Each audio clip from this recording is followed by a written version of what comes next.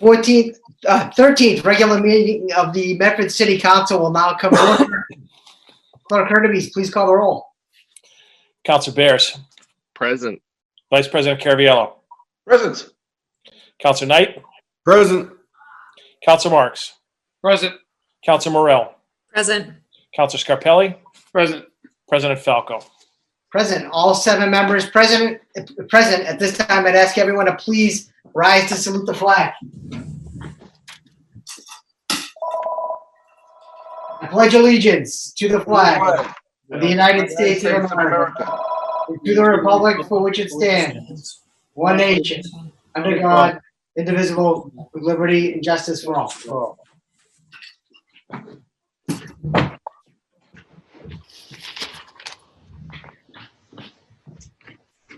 Okay, so if everyone can just bear with me for a few minutes. I'm actually working with Patrick to see if I can get this pre-recorded for the next meeting, but I have to read a number of meeting notices. So the first one, here we go. The agenda is a revised agenda. The original agenda was posted at 1:19 p.m. on April 16, 2020. This agenda was last revised on April 17, 2020 at 10:02 a.m. Pursuant to Governor Baker's March 12, 2020 order suspending certain provisions of the Open Meeting Law, General Law, Chapter 38, Section 18, in the Governor's March 15, 2020 order imposing strict limitation on the number of people that may gather in one place, this meeting of the Medford City Council will be conducted via remote participation to the greatest extent possible. Specific information and the general guidelines for remote participation by members of the public and/or parties with a right and/or requirement to attend this meeting can be found on the City of Medford website at www.medfordma.org. For this meeting, members of the public who wish to listen or watch the meeting may do so by accessing the meeting link contained herein. No in-person attendance of members of the public will be permitted, but every effort will be made to ensure that the public can adequately access the proceedings in real time via technological means. In the event that we are unable to do so, despite best efforts, we will post it on the City of Medford or Medford Community Media website an audio or video recording, transcript, or other comprehensive record of proceedings as soon as possible after the meeting.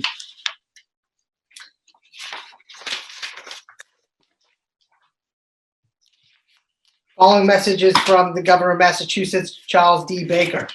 Order suspending certain provisions of the Open Meeting Law, General Law, Chapter 38, Section 20. Whereas on March 10th, 2020, I, Charles D. Baker, Governor of the Commonwealth of Massachusetts, acting pursuant to the powers provided by Chapter 639 of the Acts of 1950 and Section 2A of Chapter 17 of the General Laws, declared that there now exists in the Commonwealth of Massachusetts a state of emergency due to the outbreak of the 2019 novel coronavirus COVID-19. And whereas many important functions of state and local government are executed by public bodies, as the term is defined in General Law, Chapter 38, Section 18, in meetings that are open to the public, consistent with the requirements of law and sound public policy, and in order to ensure active public engagement with, contribution to, and oversight of the functions of government. And whereas both the Federal Centers for Disease Control and Prevention,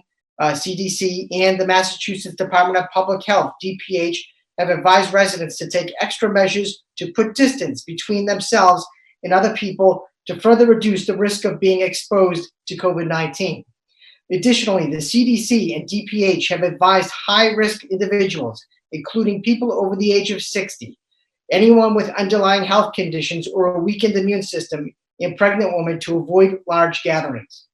Whereas Section 7, 8, and 8A of Chapter 639 of the Acts of 1950 authorize the governor during the effective period of a declared emergency to exercise authority over public assemblages as necessary to protect the health and safety of persons.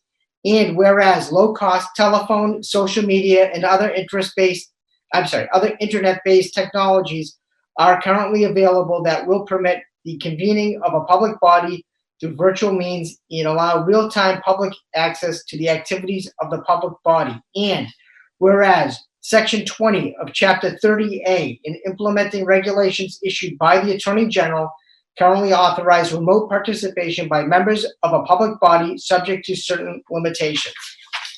Now, therefore, I hereby order the following.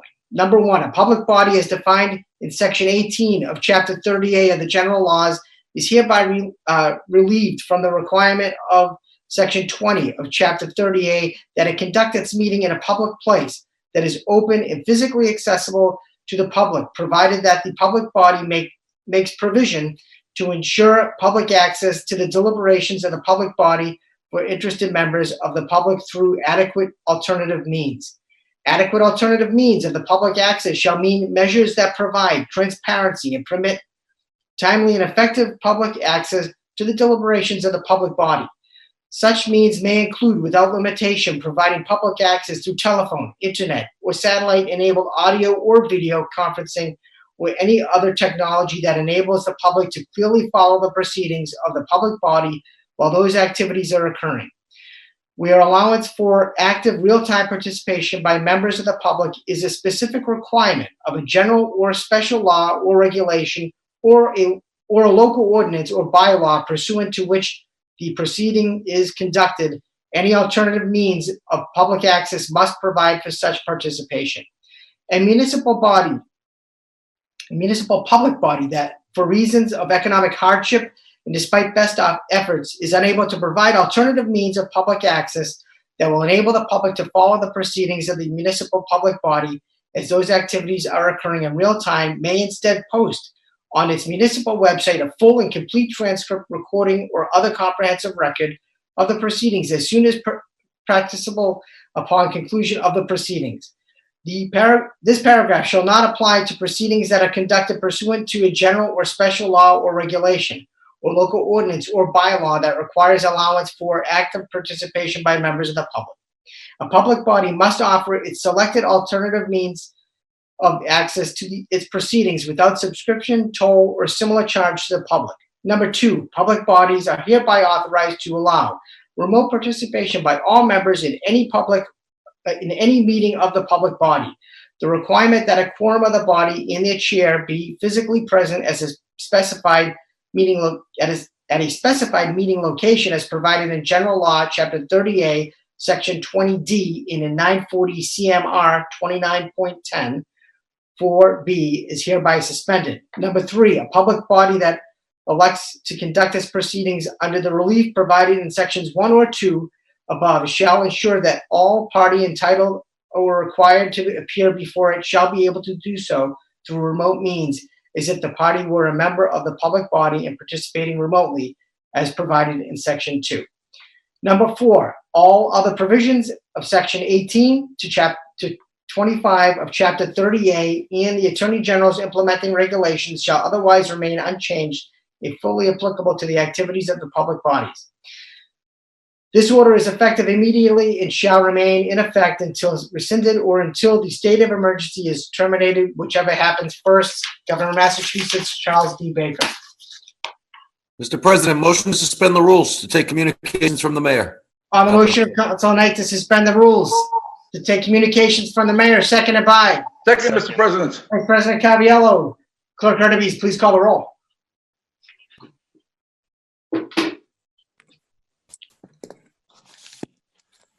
Counselor Bears. Yes. Vice President Caraviallo. Yes. Counselor Knight. Yes. Counselor Marks. Yes. Counselor Morell. yes, Counselor Scarpelli. Yes. President Falco. Yes, 7 in the affirmative, 0 in the negative. The rules are now suspended. Communications from the mayor, 20-316, April 16th, 2020, to President John Falco and honorable members of the Medford City Council. From Mayor Brianna Longo-Kern regarding loan order citywide sidewalks. Dear Mr. President and City Councilors, I respectfully request and recommend that your honorable body approve the following loan order.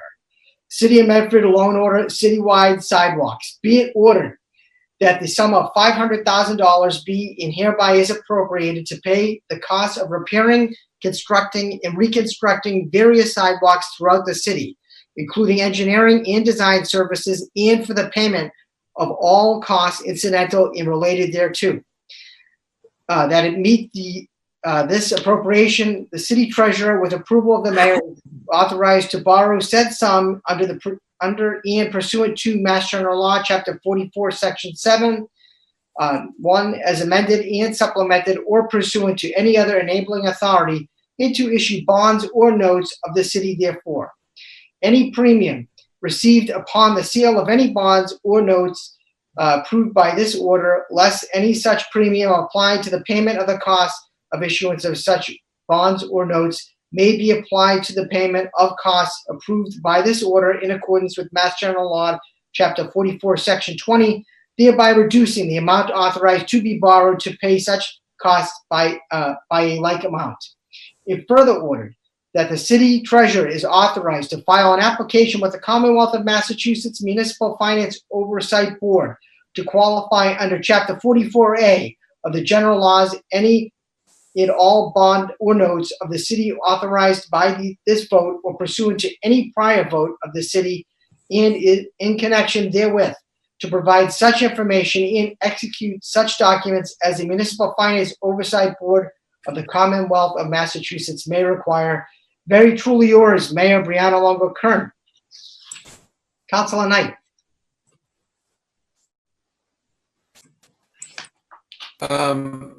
Mr. President, thank you very much. If I do recall properly, I do believe this would be phase 3 of a 3-year plan for sidewalk restoration that we have funded previously, but I may be mistaken. I was hoping maybe there'd be a representative from the administration here to discuss a little bit further as to this loan order.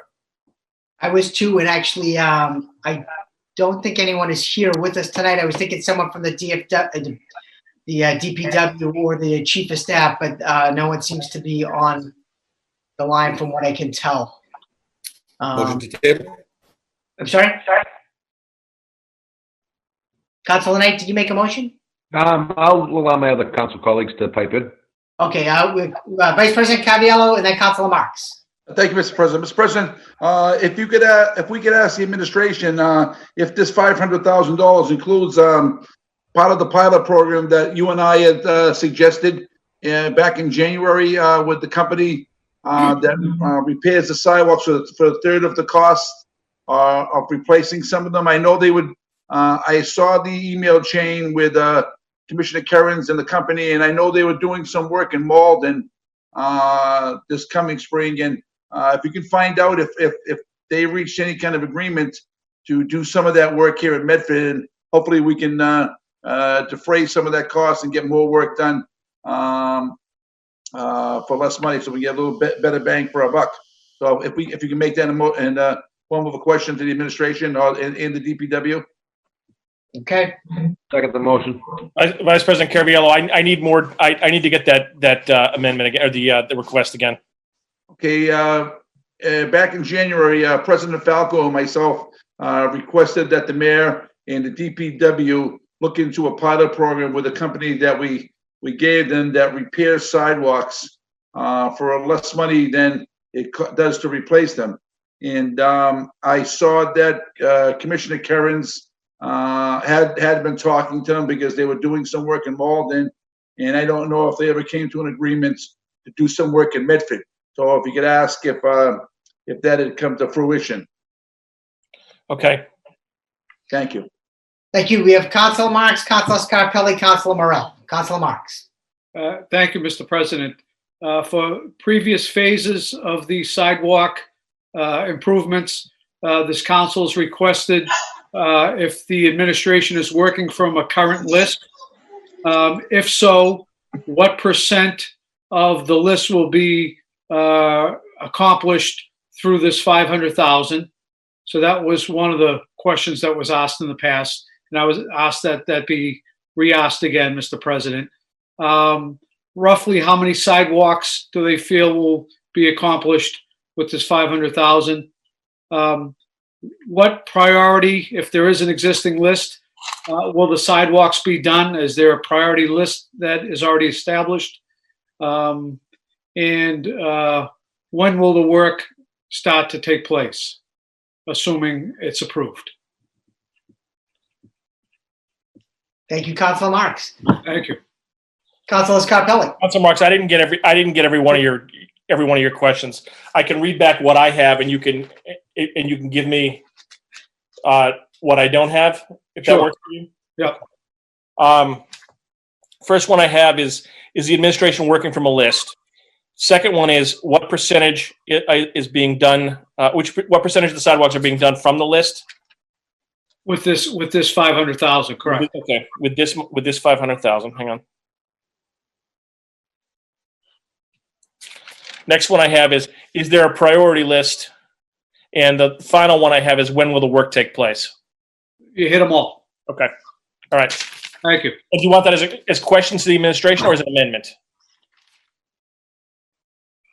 However, I mean, if you could do it either way, it doesn't matter to me. Why don't we, if you wouldn't mind, Councilor Marks, why don't we offer those as amendments from you? You'll have an amendment, Vice President Carviallo as well. Is that, That's fine. thank you. Thank you. Councilor Scarpelli.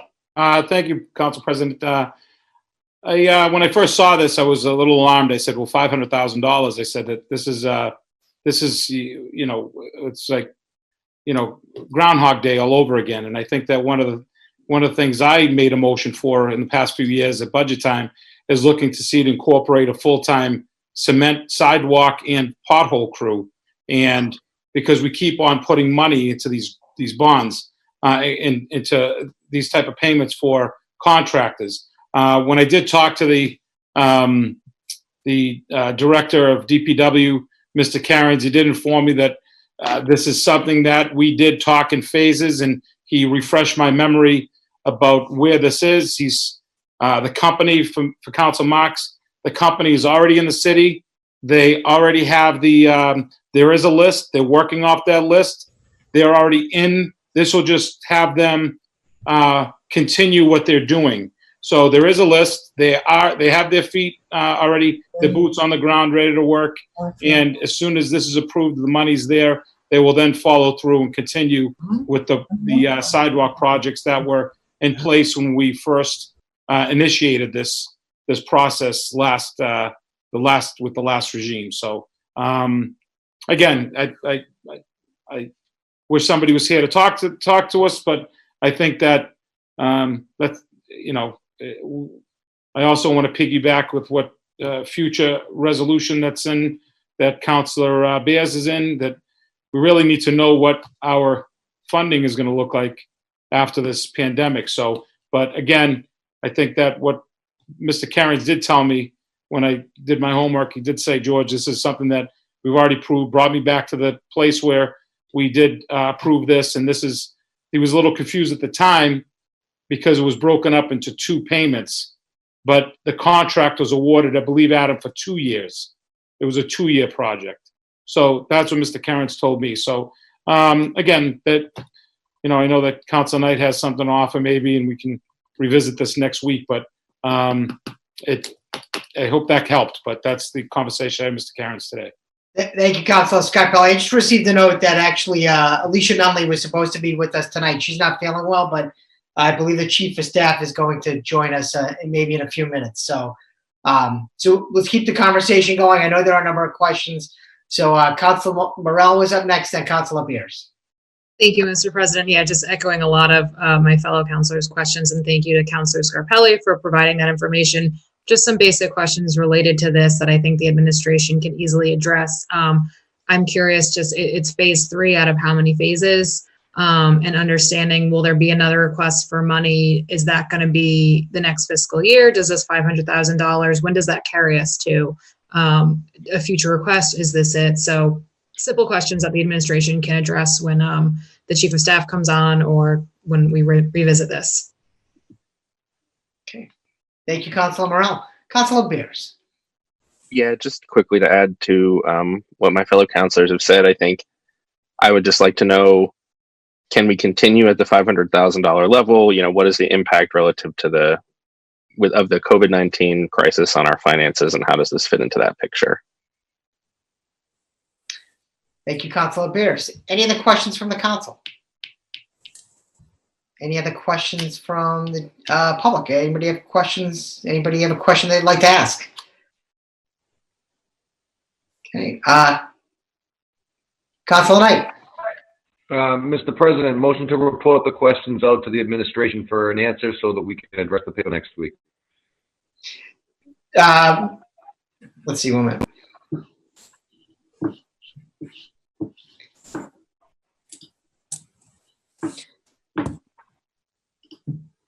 Council Knight, if we do, if I may, Clerk Hurtubise, do we know if the Chief of Staff is going to be joining us? I just sent him a text because he said he was going to be on in 10 minutes. I just sent him a text saying it would be great if he could join us, but I haven't heard back from him on that text yet. Okay. Maybe So- we can have a commercial break, and after these messages, they'll be right back. Clerk Hurtubise, do we have any emails on this? Have you received an Checking email? right now, I don't believe so. We have no emails on this. Okay. I don't have all of Councilor Morell's question if she wants that as part of the council records. Yes. So I was just seeing it's, I believe, I mean, it being called phase 3, I just got from the fellow counselor. So understanding what the phase is, and when does this, are we anticipating another request? Is this the final request of something like this? Yeah, I think those two cover it. Okay, and then Councilor Bears had a question. What is the COVID-19 impact on city finances? Yeah, how does this fit into that conversation? Or might we need to pare back from 500,000 to a smaller amount?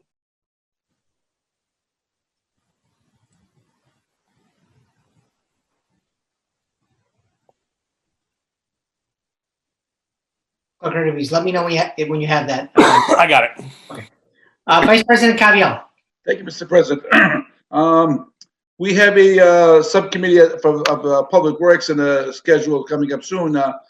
Maybe this is something that we can discuss there, and also if Mr. Kerins can come, we could take into consideration Council Scarpelli's motion about putting on a crew. I mean, it's something that I had supported in past years, but again, as I say, maybe during that subcommittee meeting, whenever it happens, this issue can be talked about, so we don't have to continue going out for $500,000 every year. I mean, this is something I think I voted on almost every year that I've been on the council. So I think it's time that maybe we move on and actually look into really getting a crew getting started on this.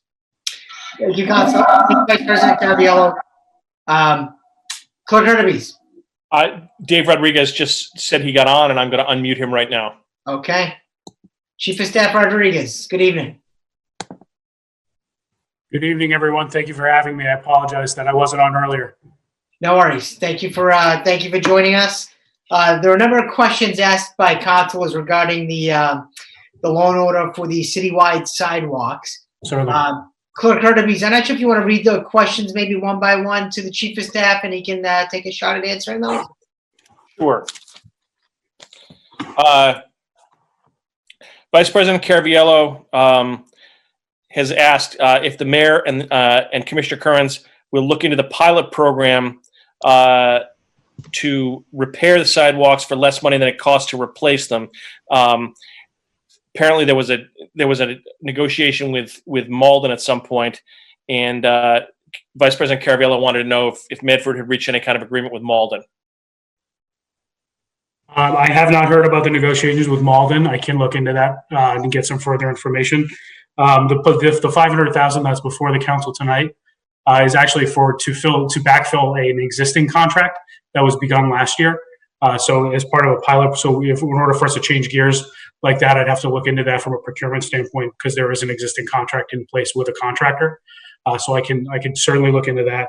I certainly would like to get some more information regarding the negotiation with Malden and see what the details of that are all about. So I can look into that for you, sir.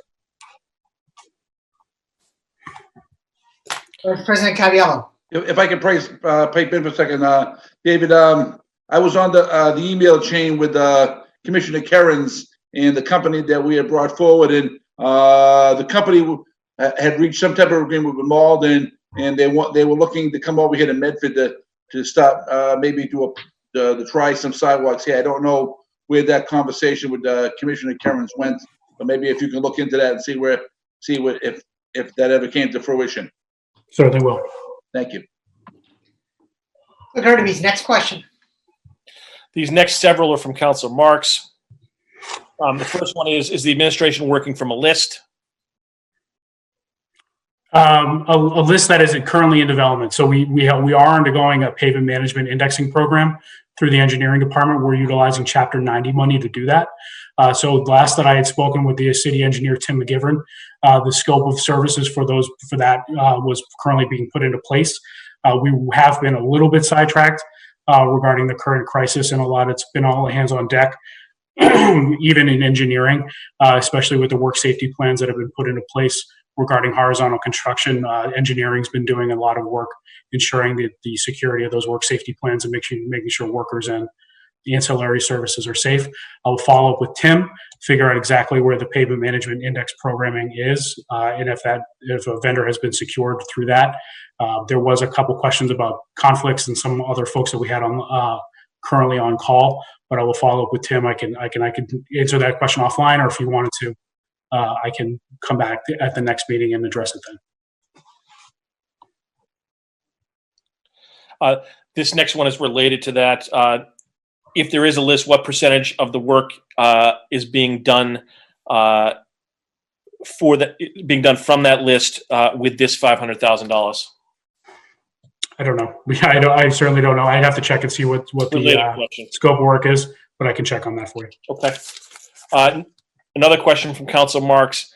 Is there a priority list? That would be set by the payment indexing. Okay. So the worst streets would get done first. Final question from Council Marks. There's a couple more from Council Morell and Council Bears, but the final one from Council Marks. When will the work take place? It'll begin as soon as the construction season is set to begin imminently. So it's ready to go. Okay. Council Morell had a question. Mr. President, Council Marks. just if I could, because I know some of my other colleagues expressed concern. Over the last several years, these particular requests for sidewalk repairs have been pretty consistent, as Council Vice President Carviello mentioned. And the consistent question back from the council has been, what is the list we're working from? Because that's always been a moving target. And I think members that have served for a number of years were never able to get a working list of what sidewalks are on the list. Are they prioritized? And then to accomplish some of the goals, I think, like Councilor Morell and Councilor Beers mentioned, is that when you hear phases, you assume that at some point this will be over. There's phase 1, phase 2, and phase 3. However, since I've been on the council, it's never had an end, and there's never been an end game. And I'm glad that we have a new administration now. So I think these are important questions, that we know what the list is, what is comprised of, and what we're going to get for the money. I realize we're in the second half of a contract, but that way it'll give us an understanding that, you know, after we do this phase, there's another phase, or this is the last phase, and then everything coming in will be new requests. Yeah. But we've yet to get that over the years. And Sure. that's extremely vital, so we can get a handle on it, like Councilor Scarpelli mentioned. You know, we probably could have hired 3, 4, 5 people with equipment and a crew to do it internally and get much more bang for our buck by now. However, we're at where we are right now. But I think moving forward, you know, I think we have to get these answers so we can make a financial decision that's good for this community and good for the taxpayers. And certainly, and that was among the first conversations that the mayor had on her first day in office, was where are we with payment management? How do we do this the right way? How do we rank these things? How do we make sure that the worst streets and sidewalks get done first? And you're 100% correct that it is consistently a moving target. And I'd hesitate to say that it's phasing, because we're always going to be chasing bad streets and sidewalks. They're always going to be in a state of disrepair. And it's one of the constant sources of maintenance that we have to do. It's why Chapter 90 money is so vital for us to be able to use on that. So as long as we can rank them, get the worst streets done first, help work with it. There's always emergencies that have to get done.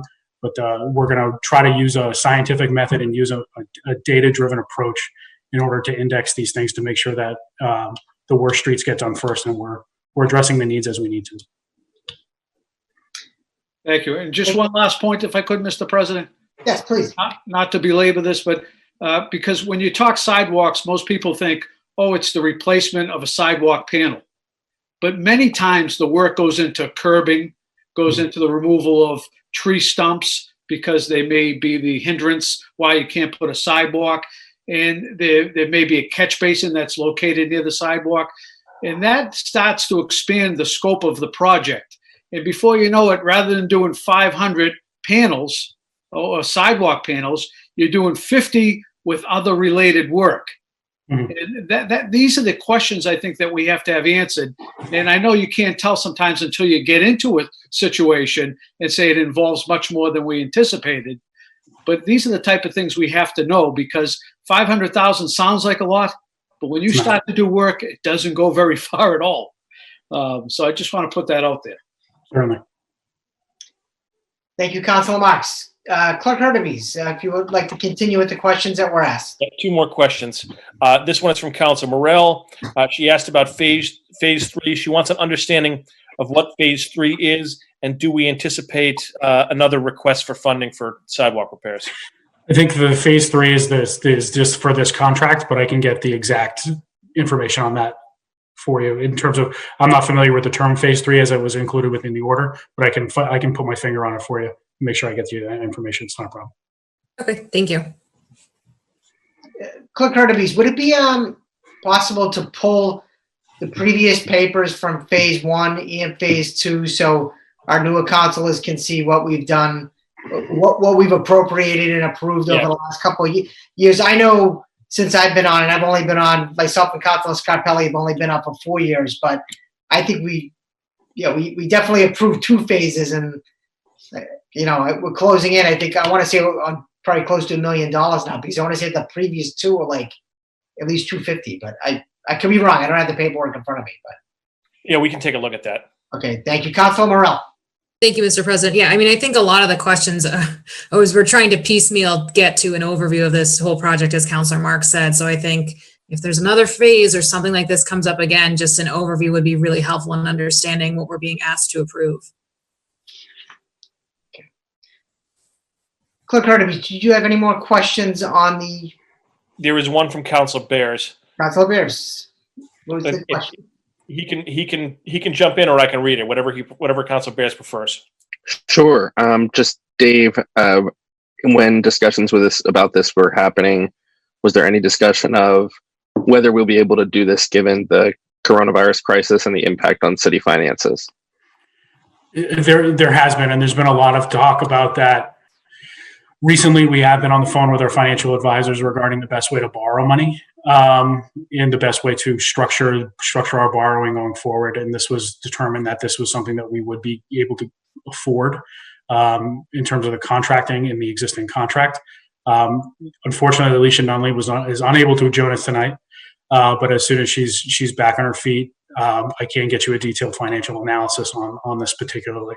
So it was a little unexpected. We were hoping that Alicia would be able to join us tonight on this, but as you know, she is under the weather. So as soon as we're able to get more detailed finances, we can get that for you. But this is certainly something that we think the city can afford. Okay. Dave, if I may for a minute, so is the $500,000 coming from the capital budget? No, it would be set out to bond. It would be borrowed. Okay, it's gonna be bond. Okay, bond. Yeah, Okay. we got it in the bond market for it. I'm sorry. Yes, you're right. Okay. Any other questions from the council? Oh, Councilor Knight. Do we know what the bond rate is? Our bond rate hasn't changed. We do have a bond rate meeting at the 3rd week of May this year. No, I mean the rate on the loan of the $500,000 loan that we're looking to borrow. It's a moving target, so it'll be put up for competitive bond. So the bond market is in flux right now. So if I told you what the bond rate would be today, it could very well change tomorrow. So when these go out for sale, they will be out for competitive bonding. Our financial advisors have said most recently that the bond market is starting to get more competitive. In the opening days of the economic issues that we're facing right now, it was not very good, and things were shifting over to the note market. But the bond market has started to become more competitive, so rates are certainly more competitive right now. And who are our financial advisors? Are these the same entities that we've been using in the past, or is this a new entity or a new consultant that's been brought It's on? Hilltop. Yeah, it's Hilltop. It's the folks that we've had that Medford's used for years and years. Okay, thank you very much. Council Marks. While we have the chief of staff, have you looked at any other funding sources other than bonding? So it would be extremely limited. It's either free cash or bonding for the amount of money that it is. Right, and we have at least 4 or 5 million in free cash, or maybe even more. I believe it's more, but that's certainly something that we'd want to preserve for the future. The bond market where it is right now is probably going to be our most favorable financial option for this particular kind of project. And that decision's already been made. That's when we proposed it. That's why we proposed it as borrowing instead of a transfer from free cash. Thank you. Can you give us next time too just what we have out there for free cash? Sure. Any other questions? Council Beers. Just along the same note, maybe what we have in bonding capacity as well. Our bonding capacity is very robust. So as a matter of law, we're allowed to borrow 5% on the equalized value of the community. And the last time I saw our bond load, it was about $38 million, which is far below our debt limit. So we're not really approaching that at this point. Thanks. Any other questions? Oh, Council Knight. What would the term of the loan be for the I believe- 500,000? I believe 20. I think 20 years is the bond. Thank you very much.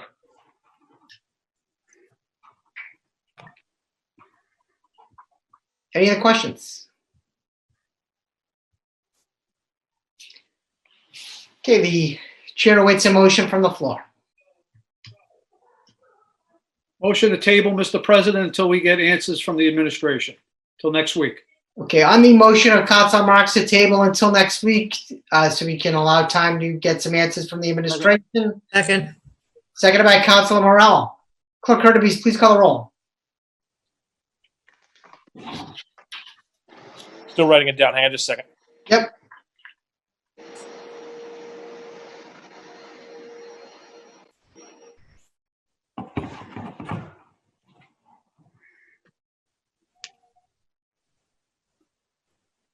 That was Councilor Marks's motion to table for 1 week until there are answers from the administration, seconded by Councilor Morell. You are correct. Okay, to table for 1 week. Councilor Bears. Yes.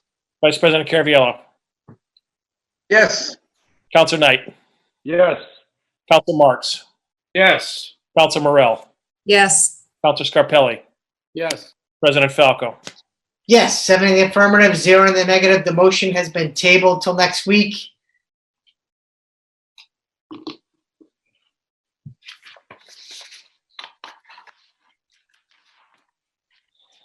We want to stay with, let's see, should we revert to the regular order of business? Is there a motion on the floor? Mr. Motion. President, my intention was to take up both papers under suspension when I raised the motion. Okay. Do you want to take this, second paper from the mayor? Yes, please. The community preservation papers. Okay, perfect. 20-319 via electronic delivery to the Honorable President and members of the Medford City Council, City Hall, Medford, Massachusetts, 02155, regarding the Community Preservation Committee. Dear Mr. President and City Councilors, I respectfully request and recommend that your honorable body approve the following on recommendation of the Community Preservation Committee. Number 1, requesting the appropriation of $250,000 from the CPA Community Housing Reserve to the Action for Boston Community Development ABCD for the ABCD Rental Assistance for Medford Residents Program. Number 2, requesting the appropriation of $20,000 from the CPA Community Housing Reserve to Housing Families Incorporated to provide rental assistance as part of their pro bono legal services program. All projects will be tracked in the Community Preservation Fund by category. The categories Community Housing Reserve and General Reserve. Sincerely, Brianna Longo, Kern, Mayor. Councilor Knight.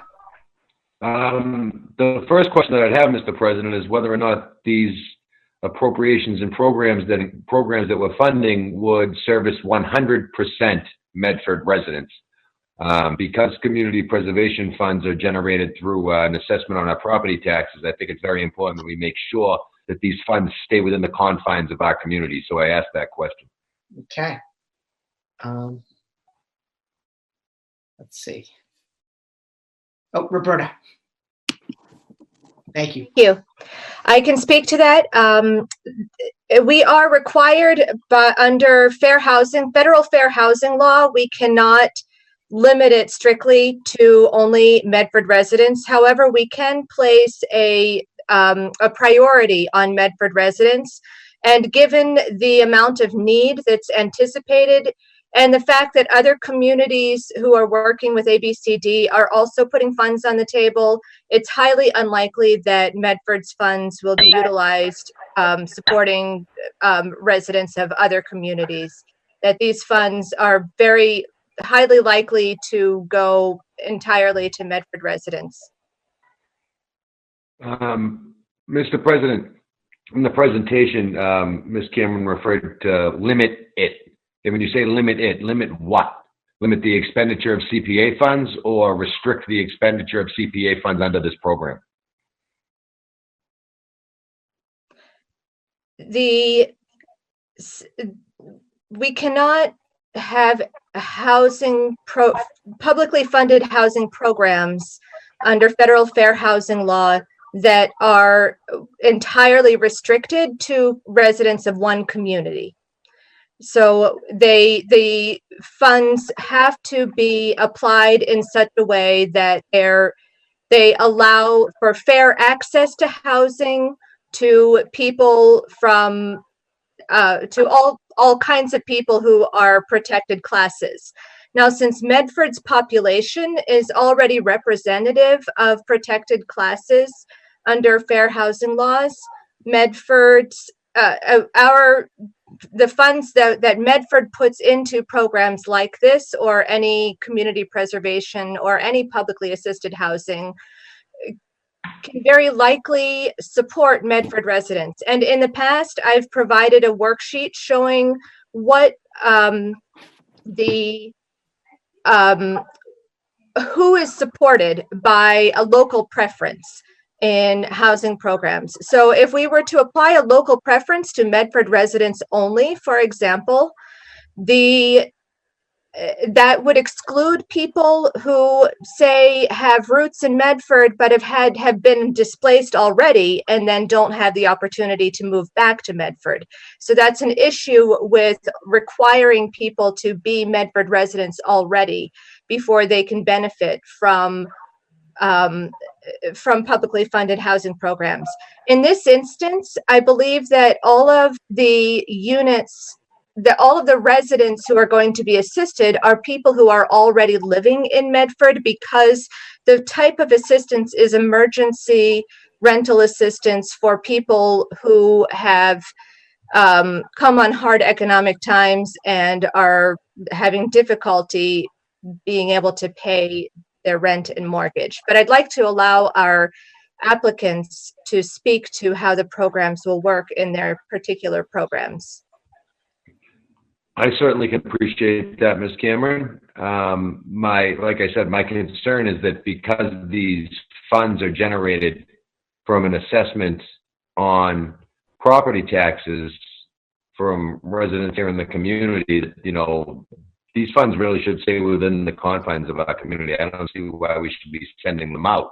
If we were going to be producing housing inside the community and other people are going to be eligible to have access for it, that's one thing. It's another thing if we're taking money and funding a program that's going to be servicing people that don't live here. And I think that's what my concern is. Well, we don't have the ability to help residents at all, Medford residents, without leaving the door cracked open. And as I said, this program is by and large going to benefit Medford residents primarily, if not entirely. But we're required, if we're going to help anyone at all, to leave the door open. So there's no guarantee that this money is going to service Medford residents. There's a guarantee that if we don't spend it, we can't help Medford residents. That's the only guarantee we have. If we do spend it, there's a guarantee that Medford residents could be left out and they won't be able to have access to this and it could go somewhere else outside. I'd like to let our applicant speak, actually. Thank you. Okay, there are a number of councilors that have questions first, so Okay. Continue with the council. Council Knight, you all set? So apparently Ms. Cameron's going to let other people answer the questions. So that's fine with me. Absolutely. Okay. We'll come back to the questions after, but Councilor Scarpelli had a question.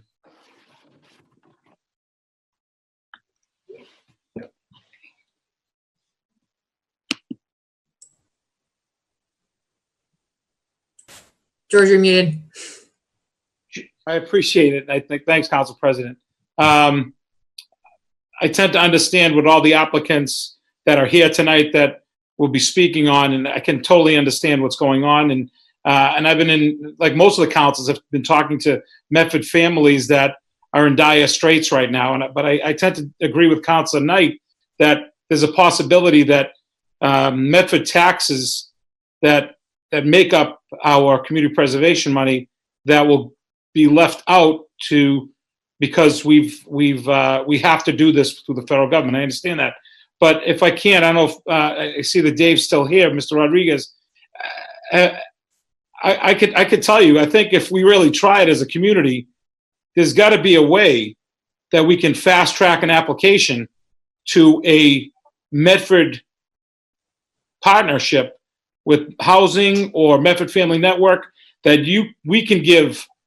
I'm guaranteeing we could find $250,000 to go to housing concerns of guaranteed Medford residents. And has that been discussed at all? Has that been an avenue? Is this something that this is the only way that it could be funneled through? Because I think if there is another way, I think that we spend a little bit more time looking at different avenues that we know that 100% of the Medford taxpayers' money that make up the preservation funding, that it goes directly to Medford residents. So nothing against any of the applicants that are on tonight that don't live in Medford. I completely I understand how difficult it is, and the people that are here, that are from Medford can apply in a different avenue, and we can support them like they what they need to survive this horrible time. But I hate to see that there's going to be a Medford family looking out when the money might be going somewhere else because we didn't do our due diligence to see if we had other avenues in filtering that and funneling that money toward the people of our community that need it 100% of the need. So thank you. Yeah, thank you, Councilor Scarpelli.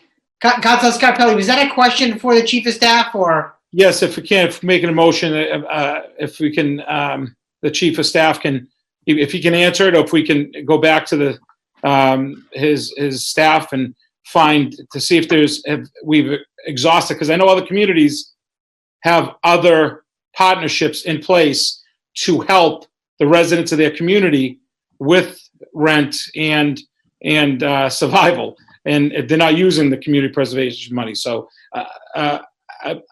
if I can hear that, that'll help me make my decision whether I want to vote for this or not this evening. So thank you.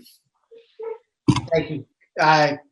Chief of Staff Dave Rodriguez. Thank you, Councilor. Yeah, and thank you for the question. This is one thing that we're doing in terms of many. So we are attacking this. This is one, the CPC is taking one tactic in order to do this by funding these organizations. We received close to $1 million in additional CDBG funding that we're looking for the federal government to give us some guidance on how to program that money out. And they've relieved us of the obligation to the limit of the 15% cap of providing those services to public service organizations. So this is one of many things that we're working on right now. Alicia Hunt has been the running point on the CDBG process.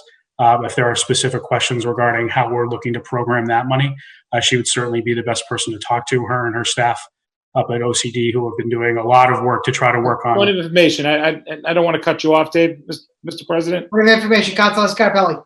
Dave, have we looked at avenues within our community that have the ability to take that money and give it to the families of Medford that need it, that have been identified? Oh, sure. In other words, that I'm talking about this $250,000 that's being asked to go to possibly. That I understand that many Medford families will get it, but if there's one family from Medford that doesn't get it, but someone in a neighboring community does get this money because it has to be dished out this way to the federal government, I think that's unfair. So so the question is, with this money, is there another way that we can make sure that the people that are on this in our meeting tonight that are from Medford that need this assistance, that we can guarantee that they're going to be one of the applicants that are going to be helped? Because one of these people that are asking for assistance tonight, they might be one of the people that don't get it because it's gone somewhere else. So I would hate to see that. So that's what I'm asking. My question is, did we do our homework to see if that $250,000 can go to another city partner to assure that 100% of that money that's raised by 100% taxpayer money goes to Medford residents that are in need? Because this is CPC ask that's just funneled through the ask, that, although the communication does come from the mayor, is largely ministerial in that sense, is that we receive the request from CPC and we forward it right to the council. That's just a process issue. In terms of the actual substantive questions about how these choices were made, those are choices that are best asked to Roberta and the rest of the CPC. In terms of which applications were received and what due diligence was received in order to program this particular money. The administration does not have any oversight over CPC in that regard. Just to follow that up, then is there a venue, is there an avenue that the city administration can work with the CPC to take that money, other than ABCD, that we can then bring it directly to? I know that Roberta's come to us in the past of, an emergency application let's say fictitiously, Marie Cassidy from Medford Family Networks comes in and asks for $250,000 through CPC, that we can approve that so 100% of the money goes to Medford residents. Is that something that can be done? The CPC money is controlled by CPC. So that's I think that's the answer to the question. And that Roberta and how that money's programmed is best asked to her. Can Roberta answer that question, John? So I'm going to call on a number of people. So we have Andre LaRue with us, and we have Roberta Cameron, and we also have someone, Jana Stafford. So I'm going to let them speak. I think they'll be able to tell us more, give us more background, and then I think at that point we'll have better questions to ask. So if I'm going to allow them to speak right now. Point of information, Mr. President. Yeah, The question's pretty simple. Someone could tell me that money can go to a Medford entity through CPC to get up to 100% of Medford residents. Can someone just answer that yes or no? If it's no, it's no. If it's yes. And that's what I'm getting at. So that's why I'm going to let them speak now so they can answer your question. I'd love to. Thanks. Thank you. Roberta. Thank you. First of all, a short answer to the question is that both federal and state housing law says that we cannot discriminate with public funds. So we can prioritize, and the chances are that the funds will be utilized entirely, if not almost entirely, to serve Medford residents. And it will go to serve people who are living in Medford right now, given the nature of the types of programs that we're funding. But I really think that we can't continue to have the conversation without allowing the applicants to present what it is that they're going to be doing with the funds, because a lot of the questions that we're raising would be answered if we gave the applicants a couple of minutes to explain what their program is about, and they may be able to speak better to their programs than I've done so far. Point of information, Mr. President. Roberta, all I'm asking is, I can appreciate what they're going to say, and I can appreciate, but what I'm saying is, before they even say anything, my answer could be answered if you could tell me that if the Medford Family Network or if another entity in Medford came to the CPC with an emergency application for $250,000 to help the families of Medford, could that be possible? It's nothing with an applicant's note. If you could tell me that, it'd be great. They could not provide a program that would match what these programs are doing, and they could not use public funds to discriminate. Whether it's a Medford-based organization or an organization from outside of Medford who is helping Medford residents, if they are public funds, we cannot discriminate with public funds.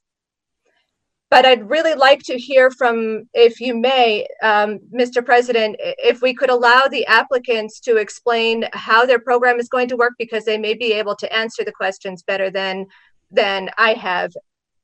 Okay. Roberta, everybody's going to get their turn. The problem is everybody has questions all at once. Okay, so I want to try to get some of the housing, people with housing backgrounds to kind of talk more about the issue. Then councilors have questions, and the recipients. Everyone will get a chance. So if you can just give me a couple minutes, I'll now recognize Andre LaRue. Thank you, Mr. President, and thank you to the city councilors for discussing this. My name is Andre LaRue. I'm the chair of the Medford Community Development Board, and I am that board's representative to the Community Preservation Committee. And I worked on helping to put this proposal together. So I can explain a little bit about where it came from and the research that we did and why we feel that this is a strong proposal and a way to spend this money. So, Councilor Scarpelli, I think the simple question, the answer to your question is no. We could not do anything more than what we're doing right now with any other organization, even if it was a local Medford organization. So what we did is we looked at what other communities have rental stabilization programs and which organizations administer those programs. We narrowed it down to a short list of organizations that have great experience in surrounding communities doing this work. And we figured that the best way of responding to this crisis around rent that people are going to be suffering from would be to ask an organization that has staff capacity and existing program to just expand that program into Medford and to prioritize with this funding Medford residents.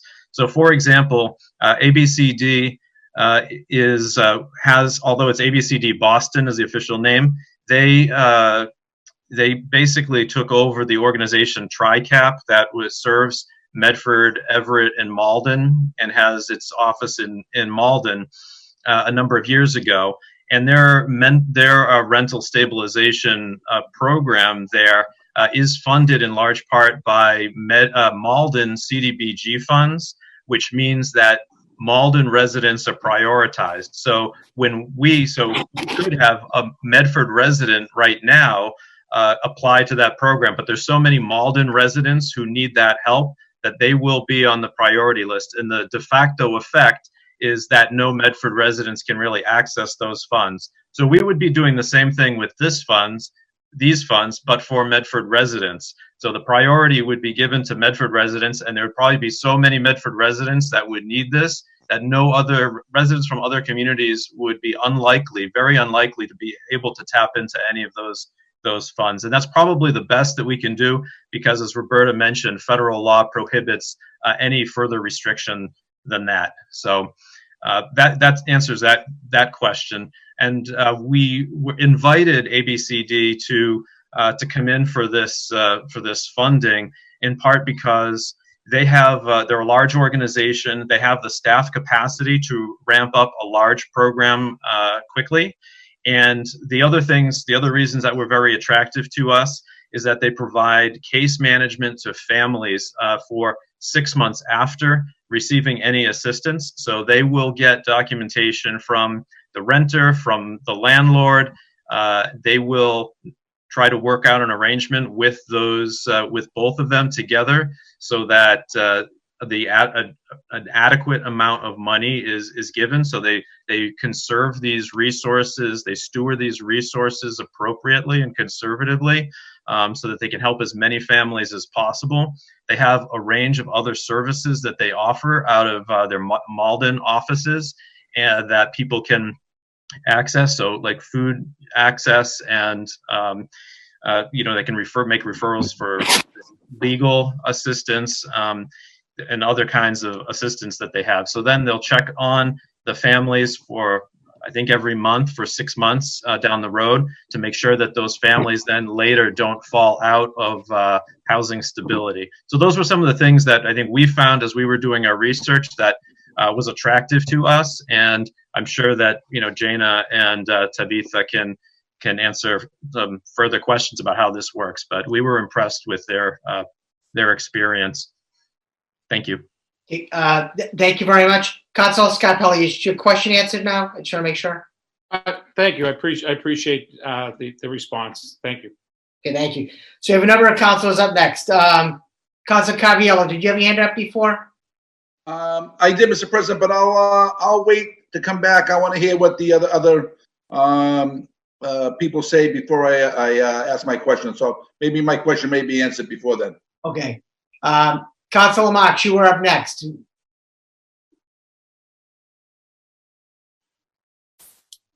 Councilor Marks, you with us?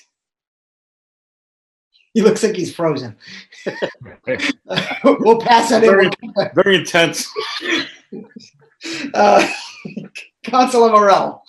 Thank you, Mr. President. I just had a question regarding what priority means. Is it time bound? Is there a certain amount of time that Medford families can apply, and then it would go down the list to other families? I'm just curious for clarity on what priority signifies. Yeah, I think Jana really has to answer that question, because I'm not as familiar with how they handle it internally. Okay. Jana Stafford. Let's see. Oh, sorry. Hi, Jana. Hi everyone. Can you just give us your name and address for the record, please? Yes, Jana Stafford from Housing Families in Malden at 919 Eastern Ave. It's nice to see you all again. Okay. And actually, I'm sorry, I had to, Jana is from Housing Families. The ABCD folks, it's Alexia and Tabitha. Okay, thank you. And they may want to answer those questions first. I would defer to Tabitha and Alexia if they want to speak about their program that's much larger. Alexia, would you like to speak first? Or Tabitha? I can speak. Okay, Tabitha, why don't you talk about your program, please? Hi, Tabitha Gasson, Director of Housing for ABCD, 6 Pleasant Street, Malden, Mass. So basically, to answer that direct question, I think priority, we will prioritize. First of all, let me just say we do have funding from other cities and towns. And so the monies that we are servicing to help families in Medford would be for Medford families specifically. So when we take in the applications, when we look through our different various funding sources, we look for people who have an address that's in Medford.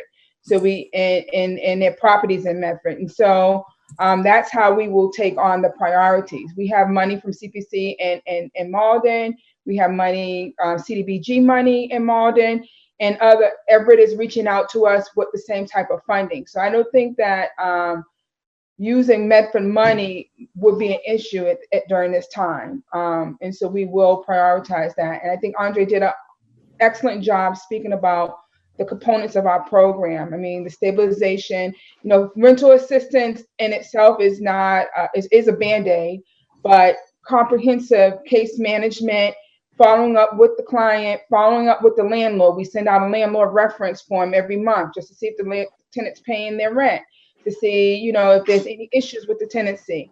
We connect our tenants we connect the clients with fuel assistance resources, food pantry. We do a comprehensive budget with that. We'll help them with job search if they lost their job. So there are a lot of components that we put into our package that makes that tenancy sustainable. If we just threw money at it, it would just be a Band-Aid. But I'm quite sure that Medford families, if that's the concern, the priority would be this money will first go to people who have an address in Medford. The only time that would be something different is if we're not getting the numbers in Medford, and we're going to do a broad outreach to community partners in Medford, because they know where the population is, they know what the need is, and that's going to be our number one priority, to reach out to community partners in Medford so they can identify the families or the households that are in the greatest need so that we can service them. Thank you very much. And Jana. I'm happy to speak a little bit about our program too. So we see this as more of a complement to the services that we're already offering. So we've been very fortunate to receive Medford CDBG funds for a number of years, and that puts us in the community doing legal services.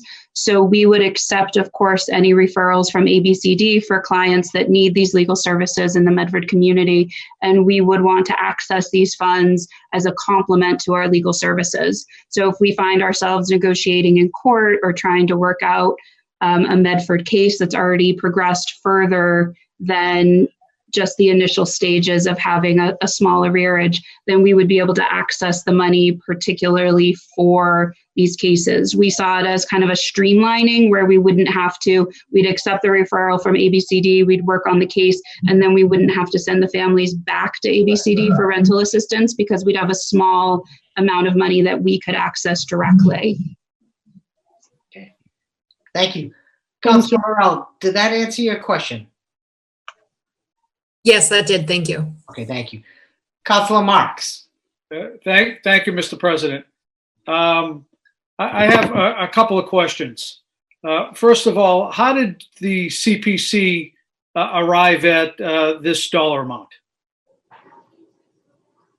I can speak to that.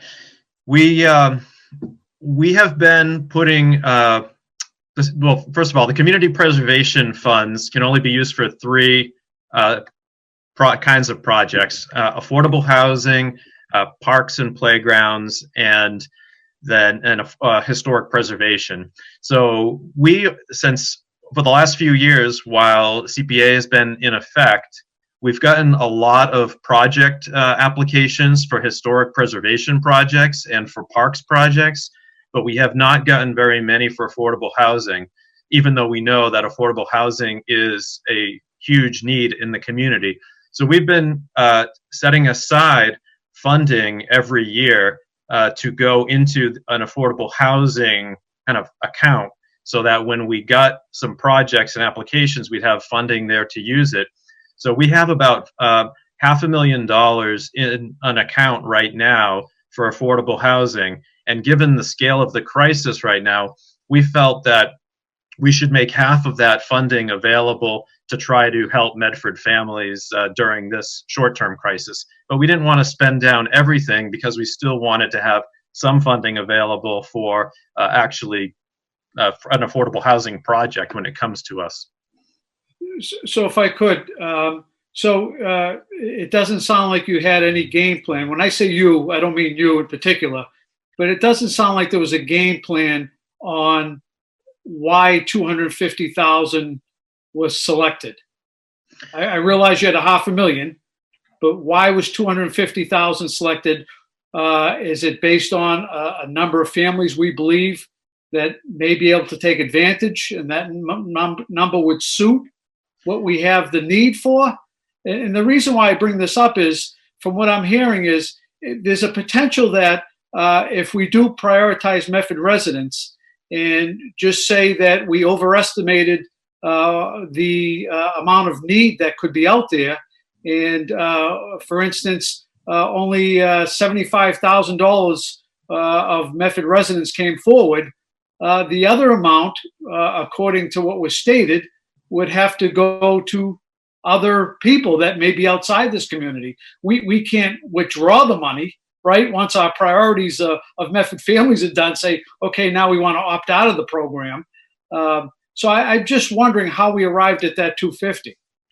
Well, what I can say is that, I mean, it's not scientific for sure. I agree there, but it is, if we assume that it's going to cost, between $1,000 and $2,000 per family to serve, and that's what we're hearing from organizations is generally what they need to help out a family. And given that this is a short-term crisis, we're hoping that most of the families that are being served by this just are experiencing 1 or 2 difficult months, and we just need to get them through this crisis so that hopefully they can go back to work on the other side of it, and maybe a temporary unemployment situation. So that's what we anticipate. Now, we also anticipate that there's probably going to be a lot of people that need this.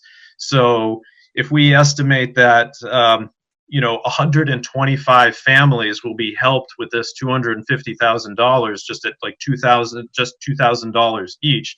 That's not a ton of families, and we feel pretty confident that we'll be able to find 125 Medford families that need the help. I think we're more concerned that there could be thousands of families that need the help, and if that's the case, we may need to dig deeper and use other funding sources, maybe some of the CDBG funding that could be coming from the federal government from the stimulus bill. The problem with that money is that it won't be available for probably a couple of months anyways, because there's a lot more regulations around the federal money. What we felt is that if we act quickly now, we could make this available, this funding available for action for people who are suffering on May 1st when they can't pay their rent bills. And so this is like the first money that we can get out the door. And in fact, tomorrow the Mass Housing Partnership is hosting with CHAPA a webinar for communities around the state that are interested in doing the same thing, using their community preservation funding. And there's 400 400 people signed up for that webinar. So the interest is huge. We're actually we'll be one of the first in the state to do this. So I think we're where we need to be. Okay. Mr. President, I also think it would be helpful maybe just to get an overview of eligibility requirements by the different programs. And I think that would be very helpful. And my last point is, will the full amount be used towards rental assistance, or is there an administrative cost associated with this? There is a small amount of the money would be used for staffing and administration, but I believe that like $225,000 would be direct assistance to families. So it's a fairly small amount for staffing. And I don't know if Tabitha maybe could speak a little bit more towards how the income guidelines and how decisions get made on that side. So I think she's muted if. So that's a 10% administrative cost? Right. Yeah. Yeah, so we do have a 10%, 9.7, I think, administrative costs, and we're not using any for staffing. We're using a little more for outreach. So we're using existing staff to fund this. So the majority of the money, the goal is that the majority of these funds go directly to the people who need it. So administrative costs and some money just to help with some outreach. So it's very little that we're using, for anything other than direct assistance. Okay, and just what about basic eligibility? So the eligibility, again, it's based on what the funding requiring, but I believe it was up to 200% of the poverty. They have to be Medford residents, or that's part of our requirement. But we just heard that's not a requirement. Well, it's I apologize, Medford priority, but it's up to 200% FPL. One of our goals is that they'll be able to sustain the tenancy after their arrearages is paid. So their landlord has to be willing to participate. Hopefully after their arrearage is paid, they have a job or something else that's going to sustain the tenancy. So that's the basic requirement. So you don't look at income, you don't look at any. Yeah, so they have to have the income that's going to make them able to sustain their tenancy. So after the arrearage is paid, they should be able to have the income or proof that they're going to have If they're furloughed from a job, they'll have a job that will be able to continue to pay the rent after we pay their arrearage. So yeah, we get proof of income. We get a copy of the lease, proof of income. We get proof of ownership from the landlord. We get W-9s. We do a budget with the families, and we work on, the goal is that they'll be able to sustain the tenancy after we pay the arrearage. We do the budget because we also want the household, if they can, to participate and pay back part of their arrearage. So it gives them some ownership towards this debt, and and they have to be willing to participate in the stabilization program. So if they don't take part in stabilization, they can't take part of the program. No, that they will agree up front, of course, and there's that catch-22. People will agree up front to participate in stabilization. We pretty much know when we interview somebody if they're going to be compliant. They'll sign off on it. It's different when we have a court order that says, okay, in order to get this money, you're going to participate. But we have to take people at face value. These are hard times. Chances are they're going to need the support. They're going to need fuel assistance. They're going to need future assistance from us in the past. So we try to leverage other opportunities that we have. So we give you this assistance, you're going to be a part of this network, and we're going to provide these supports to you. You're going to have to continue to pay your rent. They're going to have to sign an agreement with us that says, we're going to check in with your landlord, make sure you're able to pay your rent. We're going to connect you with services, and so we'll check in with them every month. We have them sign off. Not much else we can do other than have them sign and agree that they will participate in 6 months of stabilization services. Right. We'll have a few that'll fall through the cracks who will sign and not participate, but at least we put the good faith effort forth. We do a complete service plan with them.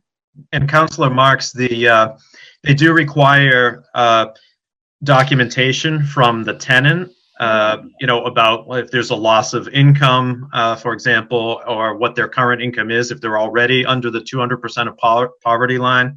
And then they also have to get documentation from the landlord. So it's not just, somebody coming in saying, I need the money. Point of information, Mr. President. Point of information, Councilor Scarpelli. First of all, thank you, Andre, for clarifying that. But you said something that intrigued me, and I understood it. But the point of information is everybody's talking about sustainability.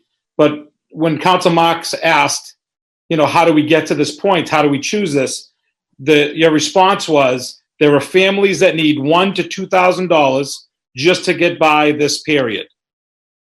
So are we really, is that truly what we're looking for? Are we truly looking for the sustainability? Or is this just something that, like you said, just to get them through the next couple of months? Because if that's the case, do we truly need ABCD to divvy up this money, or could we do a little bit more work to find another organization within our community that can apply for this money and then do that? Well, from our research, I would say that would be very difficult to do. I think that, there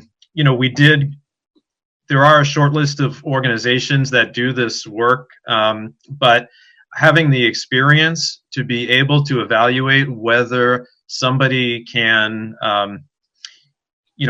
how much money to give somebody, whether it's going to be used well, avoid fraud. This organization has a lot of experience with that, and so I would not want to just be trying to, get it out the door without somebody who has that experience. And Tabitha, did you want to say something else to that? I think you hit on the point exactly. We're a community action agency, so our address is in Medford. In Malden. Medford is part of our service area. We could very well have an address or take a boat in a community center in Medford. It's just logistics at this point. The key is that these people that have the need is being served. And yeah, we said 1,000 to 2,000. It's not just to get them by, but to get them out of their rut. The sustainability piece is, we don't know what COVID-19 is going to do. We don't know how long this is going to be, but let's get you on your feet. Let's get your arrearage behind you, and let's look forward and work together on a plan on how you can sustain your tenancy going forward. If your job, are you going to get your job back? Do you need to do additional job search? Are you having difficulties with unemployment? I mean, there's a lot of factors. I could take the whole meeting up talking about, the different components of doing this work, but it's not writing a check and, forgetting we sent the money out or we put the money out the window. It's comprehensive and it's very strategic. Okay, so thank you. Like I said, the question that what was mentioned earlier was that we're just trying to get through the 1 month, 2 months here and there. That's what I just wanted to clarify. Thank you, Andre. Well, and actually, the other thing, Counselor, is that the state just approved and the governor signed a bill preventing evictions and foreclosures. So that's frozen for right now. So nobody in Medford, who's watching this should feel like they're being pressured to get out of their homes during this time of emergency. The problem is that eviction and foreclosure freeze doesn't solve the problem. Tabitha was mentioning that the arrearage is still going to be there. The rent is still going to accumulate during these months that they can't pay. This program is an opportunity to put some money on the table where ABCD or Housing Families, Inc. could negotiate, kind of mediate a negotiation between the landlord and the tenant so that they can put some money on the table and say, hey, maybe this isn't all of it, but is this good enough, to get through these months? And then a couple months down the road, hopefully they're, employed again and, off and running. Okay, so thank you. That's why, because what was said earlier, it was a little contradictory. I just wanted to make sure that was the case. So thank you so much. Thank you, Councilor Scarpelli. Before Councilor Scarpelli's point of information, Councilor Marks, you had the floor. Were your questions answered? They were, and I just had one follow-up if I could. Sure. Because we're talking 1 to 2,000, and I realize every case is different. I realize that, and I realize there's all different circumstances and so forth. But we're almost close to 2 months into this, and from what I'm hearing, this could last another month or two, and so you're potentially talking 3, 4, 5 months. And when I hear $1,000 or $2,000, believe me, every little bit helps. But rents in Medford are no longer $1,000, $1,200. They're $2,000, $2,500, $3,000. And I'm just curious, if someone did lose their job or there's no income at all in the household, what is $1,000 or $2,000 going to do in a situation that you may need tens of thousands of dollars to keep someone going and functioning? And are we underestimating this? I'd hate to see this go to, I like the more the merrier, in my opinion. I'd like to help out a vast number of people with the $250 rather than just maybe a handful with the money. So I'm just wondering how do we work this to make sure that we spread it out, and knowing that we're spread thin already because $250,000 is not a lot to help a city of this size. So I was just wondering if I could throw that out there. Right. Well, you're absolutely right, Counselor. I think the 1 to 2,000 number that I threw out there is an average. So some people are actually going to, maybe need a very small amount of money, maybe only $500. Other people are going to need maybe $4,000. And so I think there's, when you say, people who have like a $2,500 rent, they lose their job and they don't have any prospects of getting it back, I'm not sure whether, they're going to be a really strong candidate for this program. And I'm not sure how ABCD, would handle that. But I think that, they need more help. Like this program is not going to be like paying their rent forever, right? For anybody. But if they could, they might be able to say their rent is $2,000 and maybe they can only come up with $1,200, this month. Maybe they can put some of their stimulus check or something, unemployment into it, but they need $800 to make the rest of it. Then I think that's what we're hoping will kind of get them, keep them going. Thank you. And yeah, Tabitha, you probably wanted to step in. Tabitha, Yeah, and so and Andre's exactly right. And what we do is we pool resources. I mean, we sit down with them, we identify what their resources are, what they can contribute. And again, sometimes, we look at other resources like RAP and CDBG, other funding sources that, we may have access to in order to help this family to sustain. And again, there may be those families that won't get a job back, and it's unrealistic to think that they're going to pay $2,300 a month. And, then we have a different conversation with them. It's a harder conversation, but again, we work together. Our goal is not to leave anyone high and dry. We work with them on finding out what other options are available to them. The hardest thing is to ever counsel somebody to go into a family shelter. The hardest thing is to say, maybe you can consider living with family and friends, but our goal is not to do that. So we pool as much resources as we can together to help that household sustain where they are. And if we get these families through, a month or two with this program, then there may be more funding to tap into through the CDBG funds coming down in a couple months. Councilor Marks. Thank you. Thank you, Councilor Marks. Councilor Knight. Mr. President, thank you very much. I have two questions. The first one is, I'm not sure who said it in their presentation, but I believe the term was, we invited them to apply. And I'm wondering if that is, there's an open enrollment period or an emergency enrollment period, and they're saying, look, if these resources are available, please apply. Or if this is, hey, we know a great organization, let's call them and tell them to apply for this money because this is a program we need, I guess.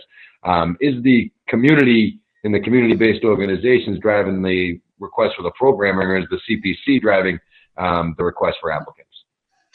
Yeah, I can answer that, Counselor. It's the CPC extended an invitation to these organizations. So we put together, and really Roberta took the initial lead on the research, put together a list of organizations that does this kind of work in the area. And then I conducted interviews of all of the organizations and really probed what their staff capacity was and their perspective on managing these programs and how they would use the money and get them out the door. And then we extended an invitation to a couple of them to come in for funding. And the way that this works is we see this as really complementary. ABCD has the staff capacity. They're a large organization. They can ramp up and serve a lot of families in a short period of time. But they don't necessarily have the attorneys in-house. Some of the families that need help may, a few months down the road be dealing with kind of legal issues with their landlord. And so Housing Families, Inc. really has a very strong legal services program. They already have an ongoing contract for like $12,000 of CDBG funds from the city of Medford. So they have experience here. They do monthly office hours at the senior center. But $12,000 is not going to go very far at all in this crisis. So we invited them to come in and kind of supplement that funding as well. So that's why you have the two. So the folks at ABCD Encounter, they're going to do like the primary case management and when people coming in the door. But if they need specific legal help, they will refer them to Housing Families, Inc. For that side of the program. Yeah, and I don't want to be misunderstood, Mr. President. I certainly understand the work that these organizations do, and I appreciate the work that they do. My bigger concern is taking property tax dollars and these monies that are generated through an assessment on a property tax here for a homeowner, and them having the opportunity to be used outside of the community.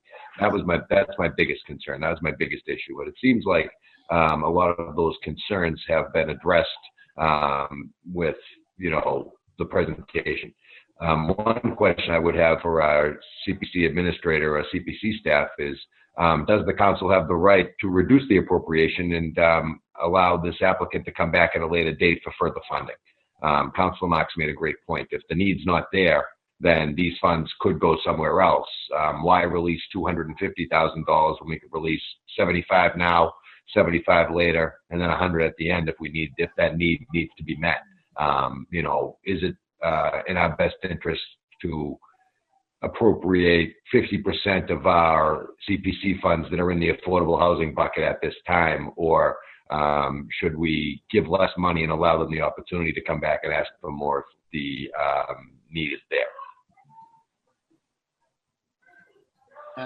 Roberta, Danielle, would either one of you like to take that one? Oh, Danielle. There you go. Hi, good evening. Hi. I guess there's a variety of ways you could do it. I guess what we're trying to figure out is what kind of list of potential applicants we have. What we could, you do have the power to reduce the award at this time if you wanted to. Even though the CPC is recommending 250,000, but you have the power to say, no, we're not going to do that. We'll reduce it down. Or we could potentially table it and see if we see who applies for it, and then decide on the award size. I mean, we're trying to kind of like figure this program out as we go along. But I understand the concern. It's valid to try to make sure that these go to Medford residents. I don't know, Roberta, do you have any ideas of? It seems to me that since the committee has already recommended $250,000, that if the council wanted to approve a portion of that now and a portion later, that would make sense. One of our concerns was that a certain economy of scale is helpful in being able to use these funds efficiently. So starting with an amount that's too small to make a difference might make it more challenging for them to be able to ramp up the program and to be able to provide the outreach that will be effective in helping Medford families. So maybe it could make sense, for example, to disperse the funds, to approve the funds in two halves, giving us a chance to come back and report to the council after, say, a month of how the funds are being utilized and what the volume of demand is, applications is for utilizing the funds. Yeah, and if I may, one thing that hasn't been mentioned, but the CPC did put a requirement on this funding request that they would have to give us monthly reports on who they were serving and where, how much money was each award, and things like that. Councilor Knight. The last question I have, I think the chief of staff is on the call, if I'm not mistaken. What's the mayor's position on this? Is the mayor supportive of this appropriation, or is this something that the mayor doesn't see as appropriate? Does this fall within our housing needs and use plan that we have in place? Those are the questions I'd have for the administration, if Dave can answer that. I think Dave was on the call. I don't think he's on the call any longer, but Adam, would you know for sure? That is correct. He's off the call. Okay, thank you. Okay, so we have a number of, so up next is Councilor Beers.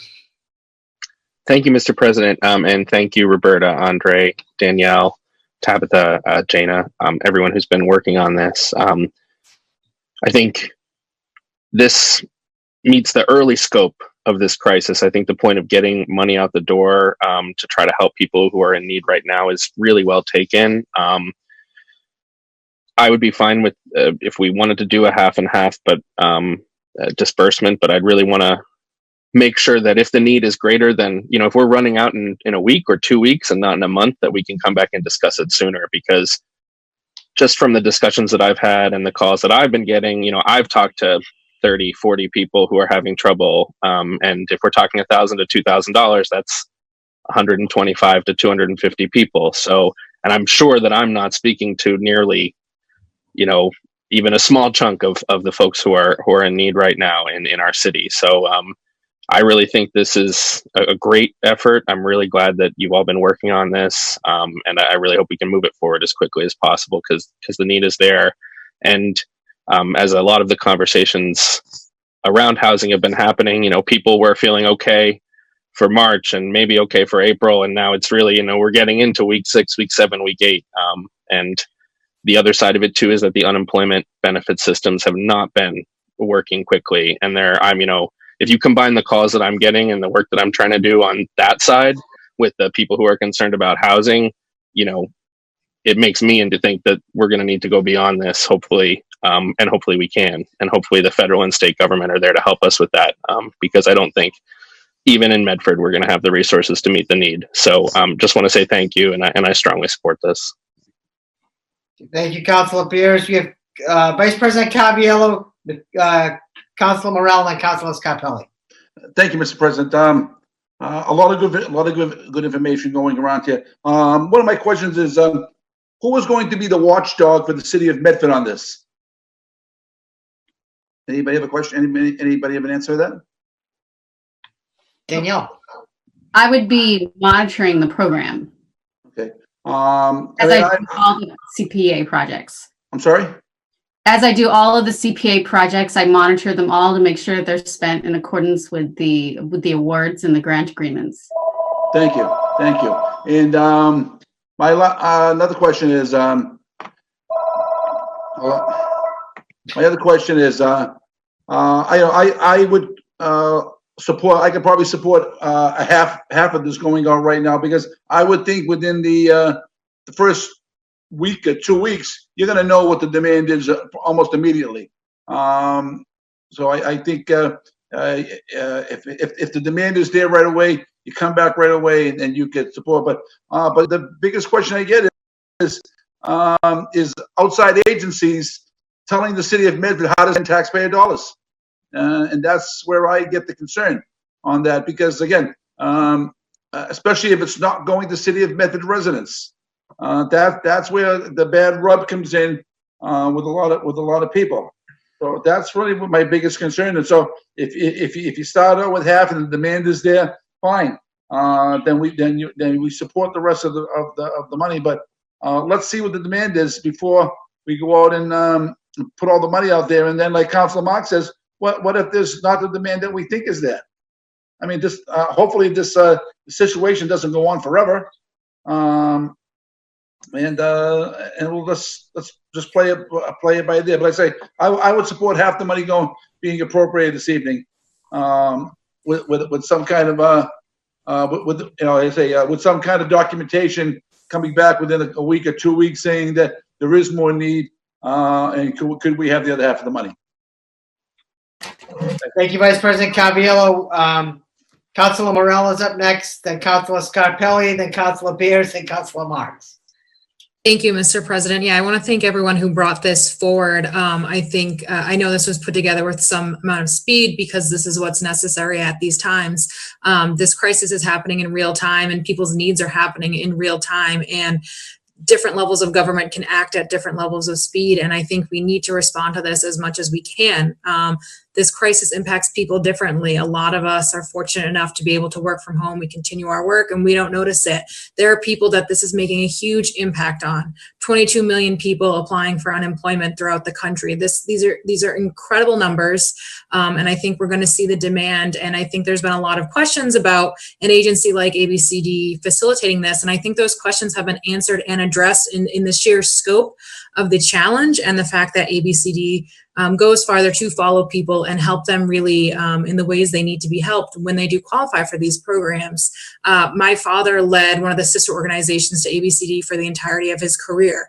And I've seen how this impacts communities, how it impacts people who need these programs. And I have all the faith in programs like ABCD to facilitate these things and to help people and to do the vetting and to make sure that Medford is put first. And to the point that has been made before, if we don't do this, nothing's happening.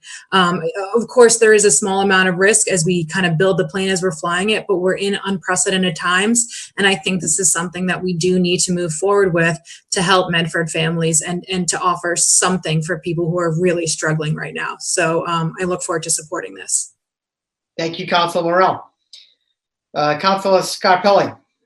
Thank you, Mr. President. Again, everybody involved, Roberta, Tabitha, Andre, Danielle, I thank you all. I think that this is, we need to do something, and I agree that something has to be moved forward. But I think that the questions that are asked aren't in a negative fashion, in the sense that we don't want to help people. Hope you understand that. I think that it's making sure that we cross our T's and dot our I's. And I think you've done a great job. And I think that, Andre, thank you for answering those questions. For me, it made me understand. I also agree with my fellow Council Marks, when he looks at the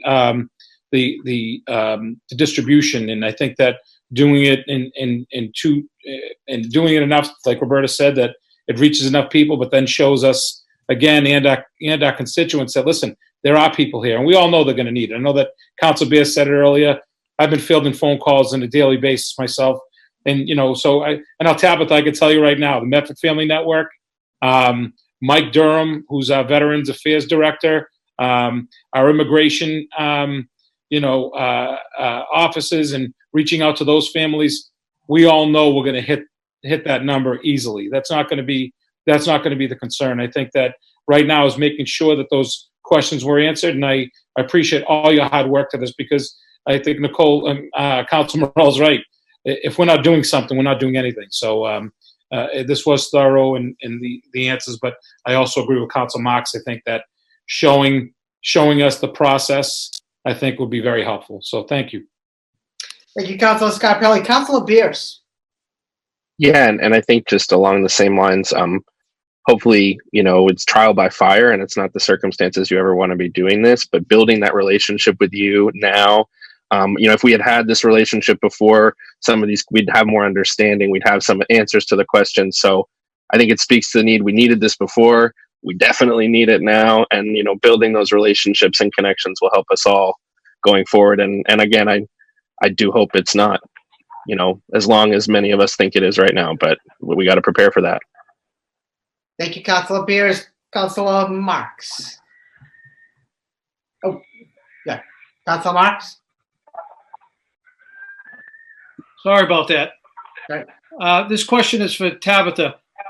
Tabitha, currently right now, over the last 6-7 weeks, I'm sure ABCD has fielded phone calls regarding Medford residents that have concerns. Is that not correct?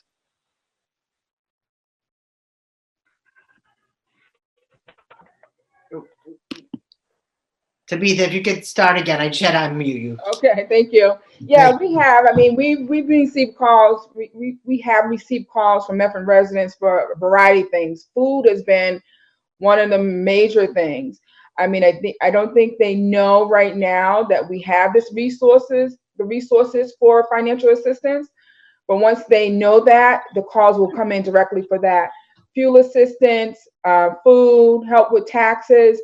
There's various calls we received. When I talked with the community network partners, we received about 70 calls from the Medford area with varying needs. What about regarding housing assistance? We haven't, not for rental assistance. We haven't received any specific calls on regarding rental assistance yet. And why is that? I think they don't know that's what we do. And so we have, for housing department in Medford, it's been really uncharted territory. I said that during my interview. But I think once they know that we are up into speed on and we're doing housing and have rental assistance in Medford, I don't think that's going to be an issue. We did get, and let me take that, before we even applied for this, we did get a few calls regarding homeless families because of our mobile homeless outreach program, but nothing specifically for rental assistance. Right. And I'm just curious, what % of ABCD's budget is state funded? Alexia, are you still on? Can you answer that?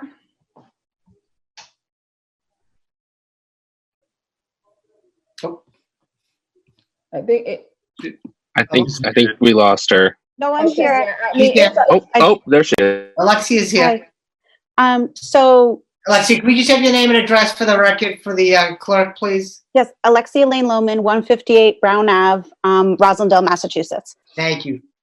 So the question was, how much is state funded particularly? Correct. Of your program, how much is state funded? Of housing or of the agency as a whole? Either one. I'd like to know how much of your housing program is state funded. Of the housing program, one of our contracts just ended, so I'm trying to do math quickly in the moment. Just a ballpark, what percent of So your agency housing is funded through the state? I would say about half, but it's I'm sorry to say it this way, it's kind of complicated math because the majority of housing funds come through the Department of Housing and Community Development, but they originate as federal funds. So our majority of our program is CSBG funded, which comes through DHCD, which is basically federal funds. Right. It originates as federal funding, but it flows through the state. So if you're asking particularly like similar funding as the CPC funding, we've just started 2 new contracts with the city of Malden that are for this same type of programming. We're seeking this contract right now. Yeah, my question is, because it tweaked my curiosity, is that it was just mentioned that Medford residents really don't know that maybe rental assistance money may be available through ABCD. And I know for years your organization has received either federal or state money. And I'm wondering why that outreach hasn't been done over the years so that Medford residents would know, hey, if I have a concern, let me pick up the phone and call an agency that's right next door in the city of Malden, and I may be able to get some assistance.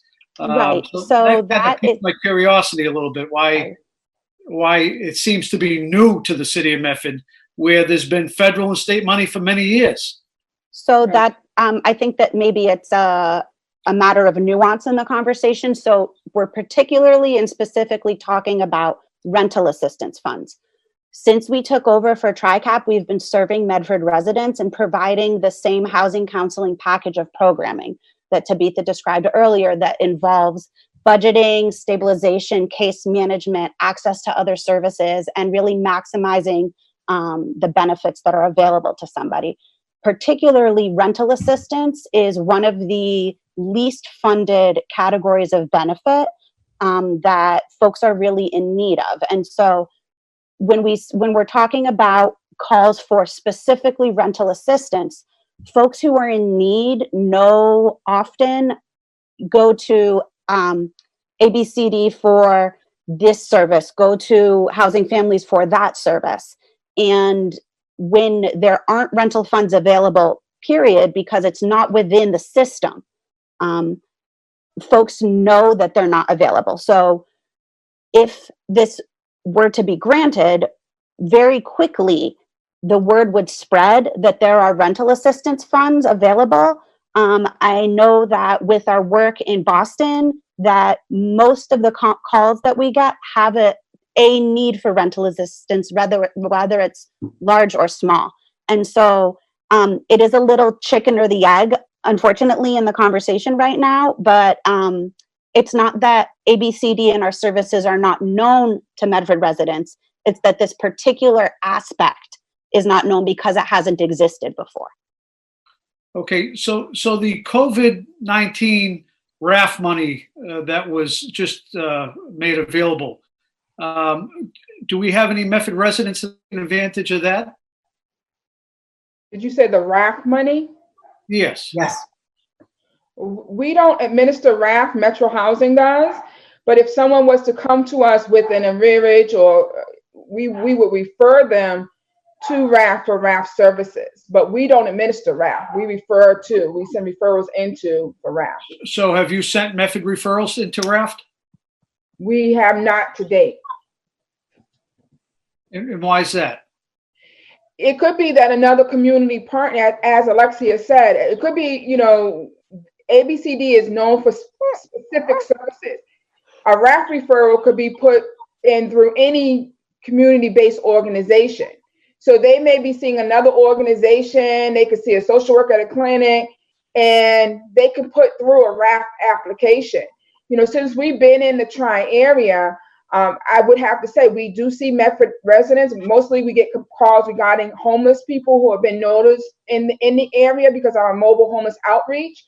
But most Medford families or households come to us through one of our other services, Head Start, through our fuel assistance program, through one of those services. And so housing may be addressed in that area, and they may be working with other entities. I don't know what existed before in Medford related to housing before we came in the tri-area, but there's a lot of components. We've been a little slow up getting into Medford and really developing, a stronghold. I mean, tomorrow, if we could, we could put an umbrella up in Medford, but it has not been housing rental assistance that they've been seeking. They've been seeking other services, and where we do a one-stop shopping. If they go through fuel assistance and they have a need for housing, it could be addressed that way. If they go through our neighborhood service center, it could be addressed through a case manager there. If it's something that's really complicated, like they need access to shelter, or they need something that one of our other arms cannot deal with, then they will refer them to us for more of a comprehensive services. So any one of our doors is like a general practitioner. And if they have a heart condition or if they have a housing condition that can't be fixed by a general practitioner, they'll refer them to our housing department for a specialty. So yeah, we do have some work to get in there and say, hey, we got rental assistance money here, and we are more than fuel assistance. We're more than, our food pantries. We're more than our Head Starts. And since we've been in tri-area, Medford's been slow in coming on board, but it's coming. It's there, and our reputation precedes us. I mean, people are starting to learn that ABCD does more than those core key programs. That's good to know. And the success of this particular program we're talking about tonight will be based on the outreach that's done by your organization. And as you know, I think we have a lot of outreach to do to make residents aware of what's currently happening. And the only reason why I brought up the other state funding or federal funding is that I want to make sure that Medford residents, they may not be aware, but that they're getting a piece of the pie as well. And I know the government is throwing a lot of money into this COVID now, and there's a lot of money being dished out. I want to make sure that Medford residents have a seat at the table as well. And I appreciate all your efforts. Well, Councilor Marks, I guarantee you in 3 months, we'll be having a different conversation. We're going to go full force into Medford and make our existence known and help as many people in Medford that we can help with comprehensive services, not just rental assistance. Thank you. Thank you. Thank you, Councilor Marks. Thank you, Tabitha. Councilor Knight, you're up next.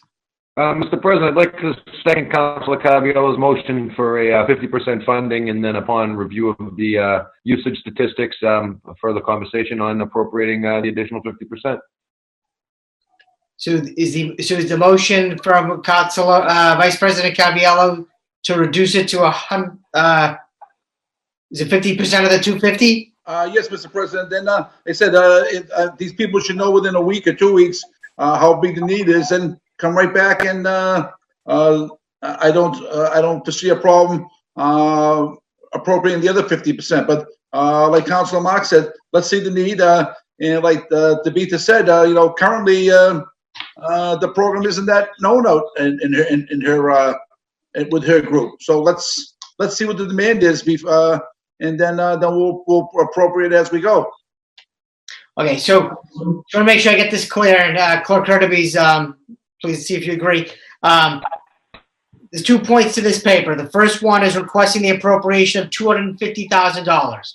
Is the motion to reduce that by 50%? That is correct, Mr. President. And what about the $20,000 on the second point? Is that? I don't have a problem with that, Mr. President. Okay. No. Okay. No, Councilor Beers, 1 minute, please. So on the motion of Vice President Caviello to reduce the line 1 to $125,000, seconded by Councilor Knight. Councilor Beers. I just, and this is more technical, I don't know if the clerk or Danielle could speak to it. Instead of by doing it this way, it makes me think that the CPC is going to have to vote again on another $125,000. Is that accurate or not? I would hope not. They made the recommendation for the funds of 250. We're just giving them half and saying, come back and ask for more later. They've already made their recommendation for 250. Okay. So essentially we're releasing half. Yeah. And depending on the need, if the need's there, we'll the other half comes right out. Got it. Thank you. Thank you. Okay, before I call the roll, any other questions from the council? We have a question from the clerk, Clerk Hurtubise. I just want to make sure I've got Vice President Caraviello's motion because I was copying down what he said. His motion is to approve $125,000 in funding now and reevaluate after demand is known. That's correct. Okay. Okay. And Councilor Knight seconded that motion. Is that also 10,000 for the second? No, the That line 20,000 is remains fine. 20,000. That stays the same. Okay. Line one will be reduced in half. Line two will remain the same. Clerk Hurtubise, have you received any emails? I have no emails. There was a resident who was on the meeting earlier who had to get off, and he expressed his support for the resolution. Okay, thank you. So are you going to vote on the 125 now, and then the 20 later, or are you going to take the 20 in the same vote? We could do it in the same vote. You do it in the On same paper. vote. That's fine. We can't. We'll take it. Two separate appropriations. Keep them That's right. separate. So we do two separate votes, although it's, okay. Probably should have been two separate papers, but Councilor Marks had one question, I believe. Mr. President, just that we be provided with any statistics, documentation of what currently is going on over the next couple of weeks. And if there is a need for an additional appropriation, that information be provided. So you'd like to make an amendment to the main motion, correct? Correct. Okay. Clerk Hurtubise, do you have the amendment? I'm working on it. Hang on. Mr. President? 1 second, Councilor Scarpelli. Let me read Councilor Marks' amendment. Councilor Marks wants the council to be provided with the information on the funding tracking if there is need for additional funding. The reporting. So any statistics reporting, Okay. number of families, the dollar amount each family got from the first, if you want to call it first allocation. Okay. So then we can make an informed decision if additional money is Okay. necessary. Okay. Okay, thank you, Councilor Marks. Councilor Scarpelli. If I can, I don't know if Roberta can help, or Tabitha, how can we share this information? Can we give the people, the organizations that contacted us, can we help this by offering an email or phone number? What's the best way that we can help as a council to spread that word to get those organizations to come to you to expedite this? Tabitha, 1 minute, please. If Tabitha, if that's great, if you can email us all maybe contact information, and we'll get the word out ASAP. Tabitha, if you want to give us the information out too, that's fine. I just unmuted you. Sorry about that. Okay, so I can give you my telephone number, our number. You can call 617-348-6347.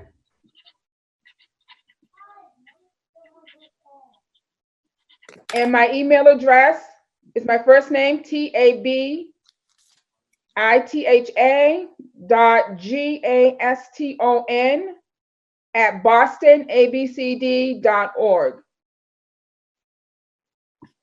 Okay, thank you. Thank you. Thank you very much. Okay. On the motion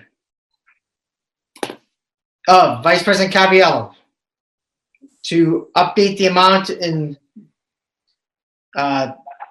point number 1 here, requesting the appropriation of $250,000 to change that to $125,000. That's seconded by Councilor Knight and amended by Councilor Marks. Clerk Hurtubise, please call the roll. Councilor Bears. Yes. Vice President Caraviello. Yes. Councilor Knight. Yes. Council Marks. Council Marks. Yes. Thank you. Council Morell. Yes. Council Scarpelli. Yes. President Falco. Yes. 7 in the affirmative, 0 in the negative, the motion passes. On the second portion of the paper, number 2, requesting the appropriation of $20,000 from the CPA Community Housing Reserve to Housing Reserve to Housing Families Incorporated to provide rental assistance as part of their pro bono legal services program. On that motion by Councilor Vice President Carviallo, seconded by Councilor Knight. Clerk Ertebise, please call the roll. Mr. President, Councilor Marks.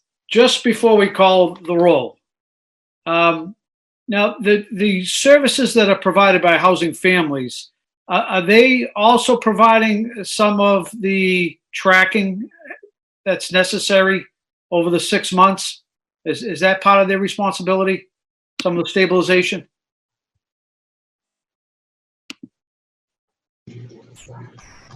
Annie, you're on. Thank you. We would provide tracking in an ideal situation if we had a prevention case manager. We can certainly do that with these funds. We do that as time permits, but we're happy to also do that here. So I'm just trying to figure out, so the 20,000 that's going to your organization is for what purpose? So this would be to complement our legal services. So for people that were involved in a rental arrearage situation, we take referrals from lots of different places, from other attorneys, from housing authorities. We would take them from ABCD, of course, and then a little bit of money to resolve the legal situation that is unfolding for the families.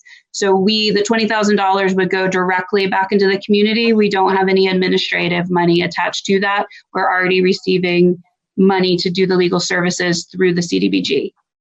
So is the 20,000 tied to the 250 in any way? It's not, other than we would receive referrals from ABCD if they had them for us. Okay, thank you. Mm-hmm. Thank you, Council Marks. Thank you. Dana. On the motion of Vice President Carviallo, seconded by Councilor Knight. Clerk Ertebise, please call the roll. Council Bears.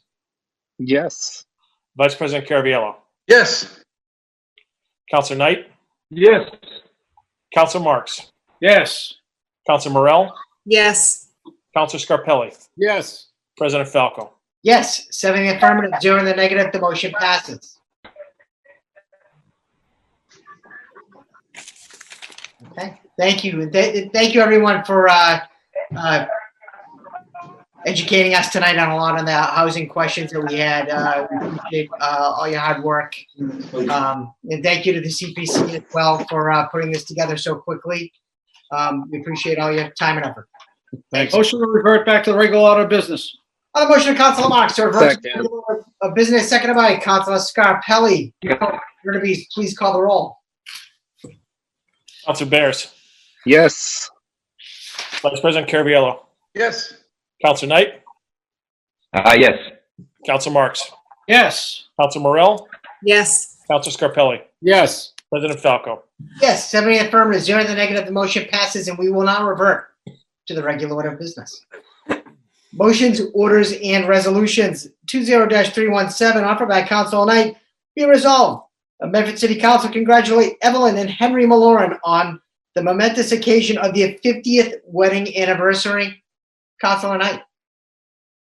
Mr. President, thank you very much. Many of us know the Milleran family. They've been fixtures in the city of Medford for as long as I can remember, very dedicated community advocates in their neighborhood, at the West Medford Community Center, in the state, working for individuals with developmental disabilities, and also very active in the Democratic Party here in the city of Medford, Mr. President.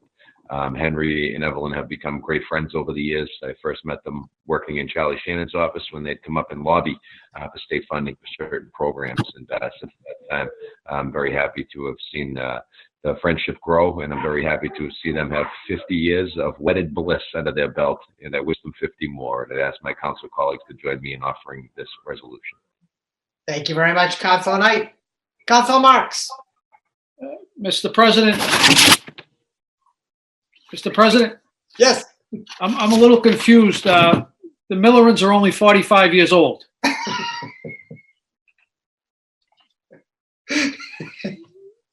It was an arranged marriage. I agree with Councilor Knight, Mr. President. They're two outstanding citizens, and I wish them well on their 50th wedding anniversary.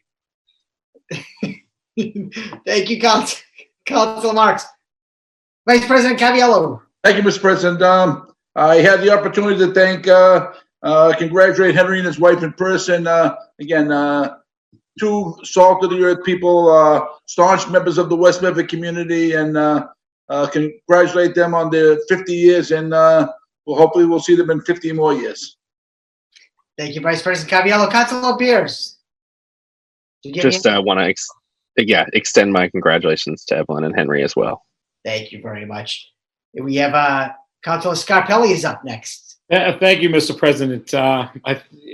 Henry is a very special person, very close with my dad back in the day, and the days in youth soccer. And this is a great accomplishment and a great example for all of us and how to be husbands and great husbands. And Henry's a great example. So we want to congratulate them on a momentous occasion. So thank you. Thank you, Councilor Scarpelli. Councilor Morell. Thank you, Mr. President. Yeah, I just want to also extend my congratulations. Like anyone in the city, if you've had anything to do with politics, you have to go through Henry. So I've been fortunate enough to establish a relationship with him, and I want to congratulate them both.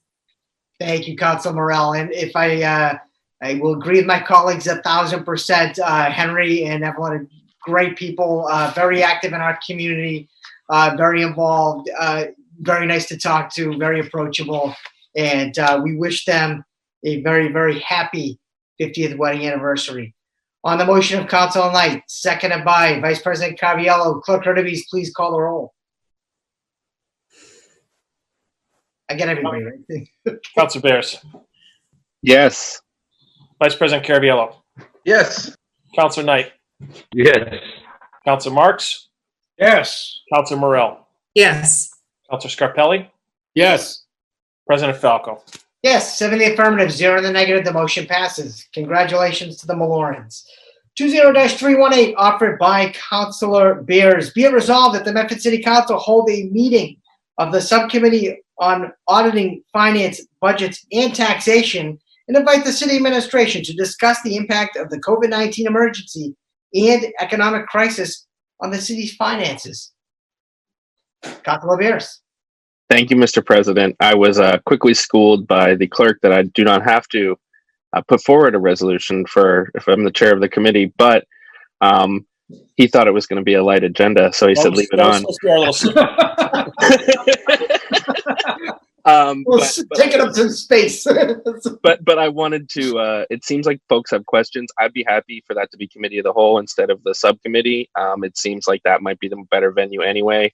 Seems like Councilor Scarpelli agrees with me. So that I just want to put that out there. I'd be more than happy for that.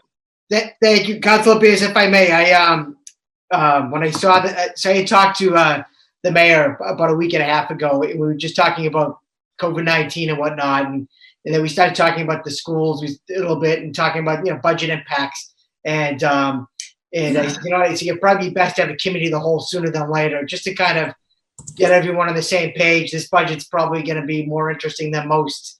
A lot of tough decisions will have to be made. But so I had mentioned it to her, and she thought it was a good idea. So I'm glad you put it on the agenda. I definitely agree. I think committee of the whole would be the better venue because all of us are going to have a major role in the budget. We're all involved in it. So I would agree. I think committee of the whole is the better avenue for this. But I thank you for bringing this forward and recognize Vice President Cavallaro, I believe. Councilor Scarpelli. Thank you, Mr. President. I was going to ask Councilor Bears to change it to a council of the whole. Again, this is, like you said, it's a very important matter. Again, I don't think we even know the scope of where it is. I've talked to the state delegation already, and they've already told me that our cherry sheet is going to be light, probably by at least 25% going forward. Probably, if you saw the T report that came out the other day, how much they're bleeding. Our share of the tea is probably going to be going up higher than it's been in the past. Schools, I mean, again, I think this is going to be probably the most toughest budget that any of us on this council has faced in many, many years. Maybe Councilor Marks was only, I don't know if he might have been the only one that faced a budget that was this difficult. So again, during the Great Depression. Yes. Yeah. That was very difficult. But say there was some tough times. But yeah, the city again. I don't think we know the scope. We're gonna be a shortfall in our meals taxes, our hotel taxes, school rentals. I mean, I think we're gonna have to have an overview where we go. So if Councilor Beers would like to amend that to committee of the whole, I would appreciate it. Thank you, Vice President Caraviello. Councilor Beers, you're okay with that? Yeah. Okay, perfect. We have a number of councilors that want to speak on this. Councilor Scarpelli, Councilor Morell, Councilor Knight. Thank you, Councilor Beers. Thank you for bringing this up. In my full-time capacity per se, this was our big meeting today, and it was scary to hear. I know, maybe my fellow councils can help me, but are we up for? Is the trash collection, is that contract up too? Is that something that we have? And that's a big nut too. So there's a lot that's happening, and I think that really sitting down with the administration and getting our arms around everything right now is going to be imperative to make sure that everybody's custom living, it doesn't change, and that's teachers, police, fire, DPW, everything we need to survive in our community. So thank you for bringing this up, Council Beers, and thank you. Thank you, Councilor Scarpelli. Councilor Beers, did you want to say something about that? Oh, At the end. okay. After everyone else. The grand finale. Councilor Morell. Thank you, Mr. President. Yeah, I just want to echo my fellow councilors. Thank Councilor Bears for bringing this up. I know we had talked many months ago about the budget coming sooner, but obviously these are kind of extenuating circumstances where we need a bit of a heads up before we get to that point. Not only as a body, but I think the general public, deserves to kind of know a little bit more about where we stand. Obviously, we're down on meals taxes, receipts, and hospitality tax receipts and things like that. And we operate on pretty tight margins in the first place. And as Medford has never done an override, our margins and our budgets are pretty tight. So I think just understanding what we're operating with as a body, and also so that our general public can understand what kind of things we're looking at in these dire times. Thank you. Thank you, Councilor Morell. Councilor Marks, did you want to speak? No, I'm good, thanks. Okay, thank you. Councilor Knight. Mr. President, thank you very much. I do think it's important that we continue to keep on track with the pre-budget hearings. And the reason I say that is because statutorily, we still have to produce a budget, by the 1st of July. And I do not believe that the governor has extended the period of time in which the municipality can put together its budget. So I think by law, the mayor would have to give us her budget by the last day of next month. So I just hope that we can keep on a tight schedule with this, Mr. President, because there are going to be a lot of tough decisions that need to be made. Thank you, Councilor Knight. Councilor Beers. Thanks. And I think just something to tack on that we're going to need to have as part of these discussions is working with the state delegation and maybe even the federal delegation to say this is what our need is. This is the impact of this crisis. This is the amount of money that we're looking at cutting. How much of this can we get through a federal stimulus package? And I think joining together with our state and federal folks on that is going to be important as well. We know some money has gone out. More money looks like it's going to go out. So having that conversation and being able to say, we're going to need something there too, and get as much as we can, because I think when we're talking about the fears that we're all having, I don't think anyone's prepared to make the kind of cuts and the numbers that have just been thrown out here and feel in any way okay with it. So. Thank you, Councilor Beers. Vice President Caraviello. Mr. President, if I could just request that the mayor be invited to the meeting along with the budget director. Absolutely.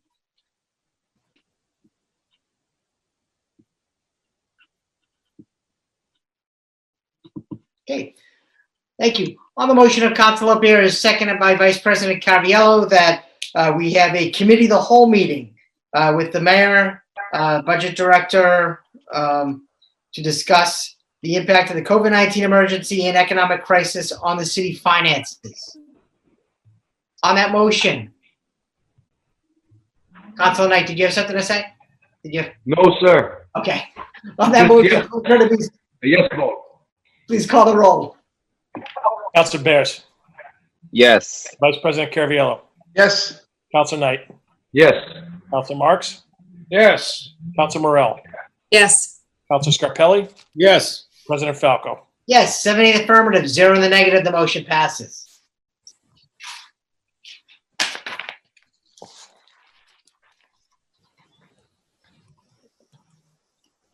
Okay, there are a number of reports that we received on the April 14th, 2020 Committee of the Whole report, 20. President? Mr. President, you also have two tabled motions from last week. I believe there was a Council Knight. memorial resolution for Senator Shannon from Council Knight that was tabled because he lost his internet connection at the end of the meeting. Correct. And there was also a condolence motion for Paul Brogan, which was also Council Knight's motion, but again, he lost his connection at the very end of the meeting. Council Knight, do you prefer to take these up at the end of the meeting, or you want to take them from the table now? Your meeting, sir. Okay, let's take the committee reports first, and then we'll close with the moment of silence to members that we lost in the community. Okay, so report subcommittees 20-310, April 14th, 2020, Committee of the Whole report. This meeting, the purpose of the meeting was to discuss the year 46 annual action plan of public services applications for the community development block grant funding.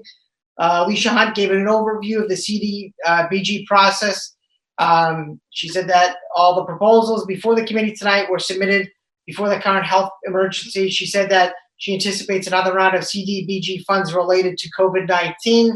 There were 12 organizations that came before us during this meeting: the West Medford Community Center, Housing Families Incorporated, Mystic Valley Elder Services, Immigrant Learning Center Incorporated, Community Family, Communitas, Malden YMC, Mystic Community Market, the Council on Aging, SCM Transportation, Medford Public Schools, the Consumer Advisory Commission, and Bread of Life.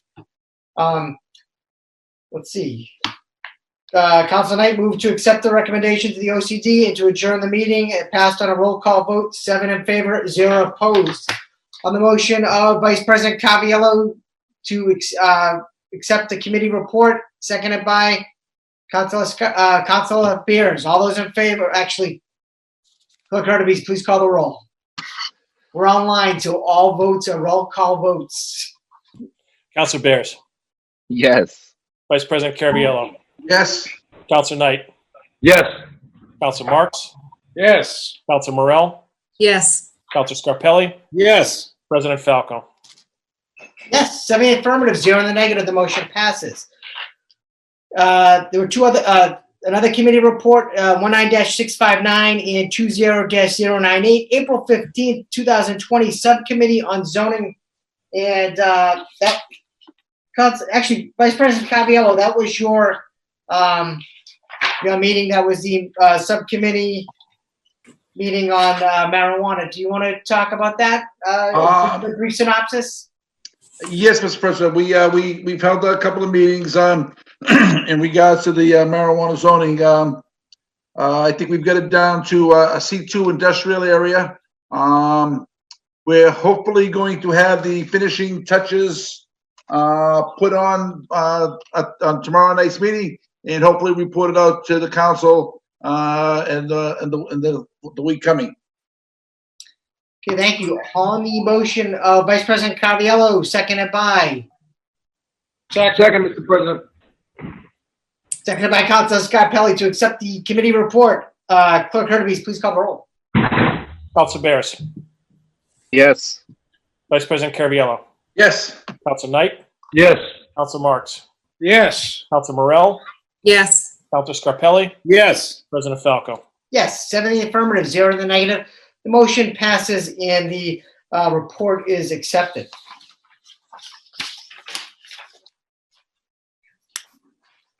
March 31st, Committee of the Whole. 20-042, March 31st, Committee of the Whole report. The purpose of the meeting was to discuss the senior tax deferment program for the city of Medford. This is a resolution, I believe, that was brought forward by Councilor Morell. Councilor Morell said that the deadline to apply was April 1st. She said that the income cap can be adjusted for fiscal year 2020. The cap is $57,000 for 2021. The cap is $60,000.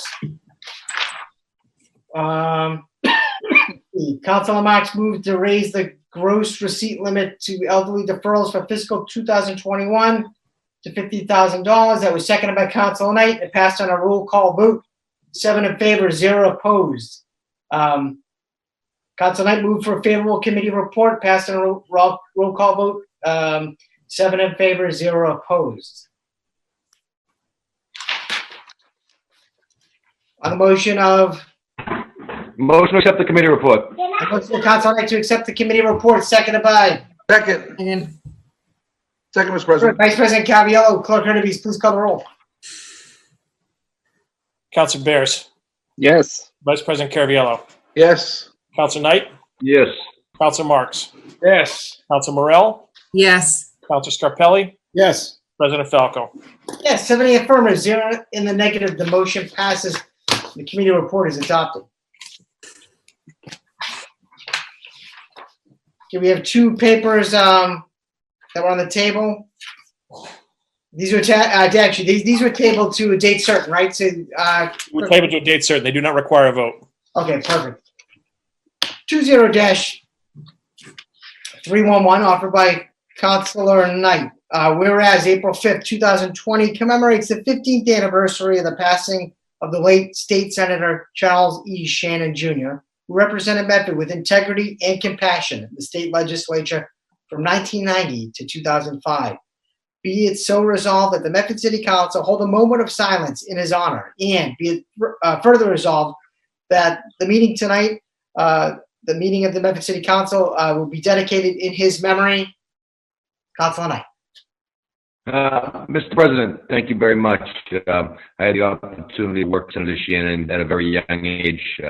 My first foray into politics at age 19, my first big boy job working with Senator Shannon up until his passing in 2005.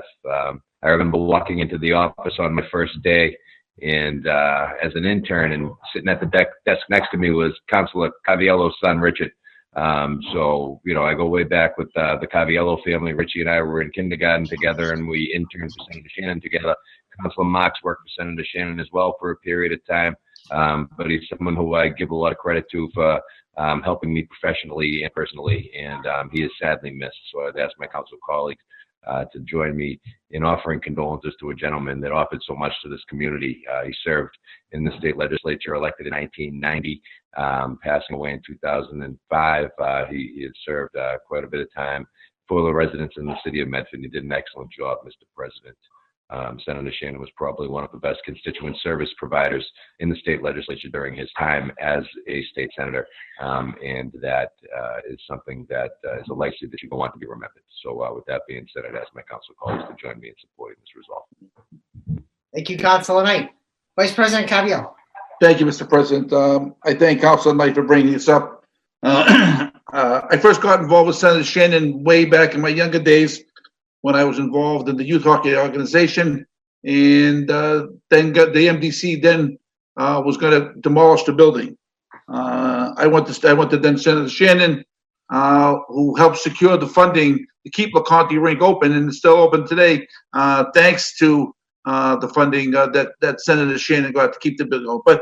But going forward, we ended up becoming good friends, family friends, and he was a great senator, and again, probably taught me a lot of things that I've learned by to make me the counselor that I am. So I thank him and thank Councilor Knight for bringing this forward. Thank you, Vice President Cavallaro. Councilor Marks. Thank you, Mr. President. I want to thank Councilor Knight for putting this on. Charlie was truly a great man. a great advocate to the city of Medford. And, you know, a little known fact, Charlie was a former public safety officer.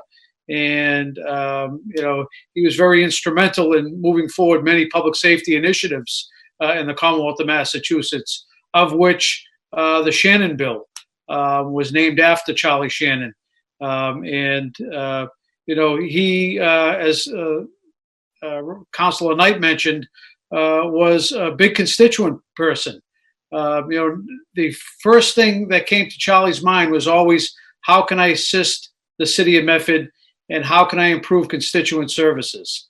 And I think many of the local politicians took advice from him because that was his number one concern, addressing constituent, the local level. Everything else was secondary. And he was a master at what he did. And again, I want to thank my colleague for putting this on. Thank you, Councilor Marks. Actually, so let's see. If we at this point, why don't we all rise for a brief moment of silence?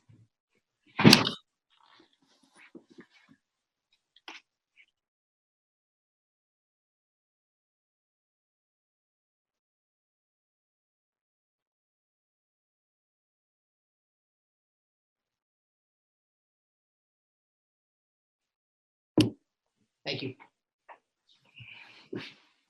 And on the motion of Council Knight, seconded by Vice President Caraviallo, Clerk Hurtubise, could you please call the roll? Council Bears. Yes. Vice President Caraviallo.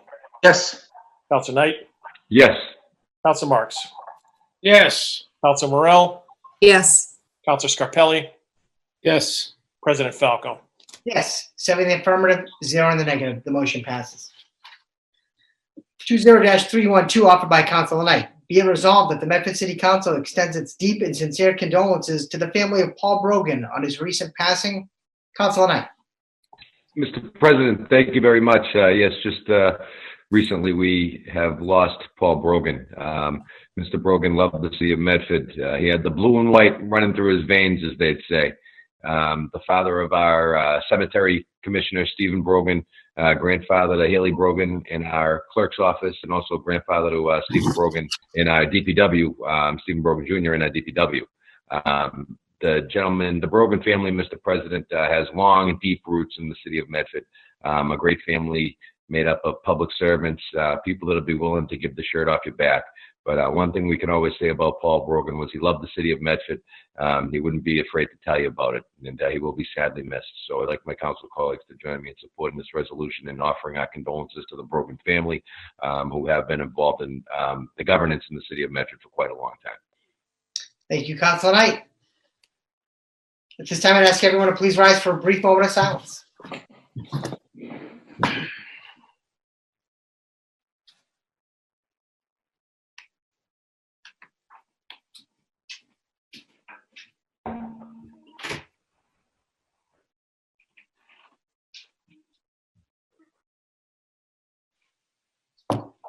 Thank you.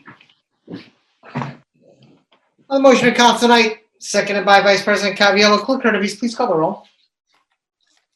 Council Bears. Yes. Vice President Caraviallo. Vice President Caraviallo. Yes. Thank you. Council Knight.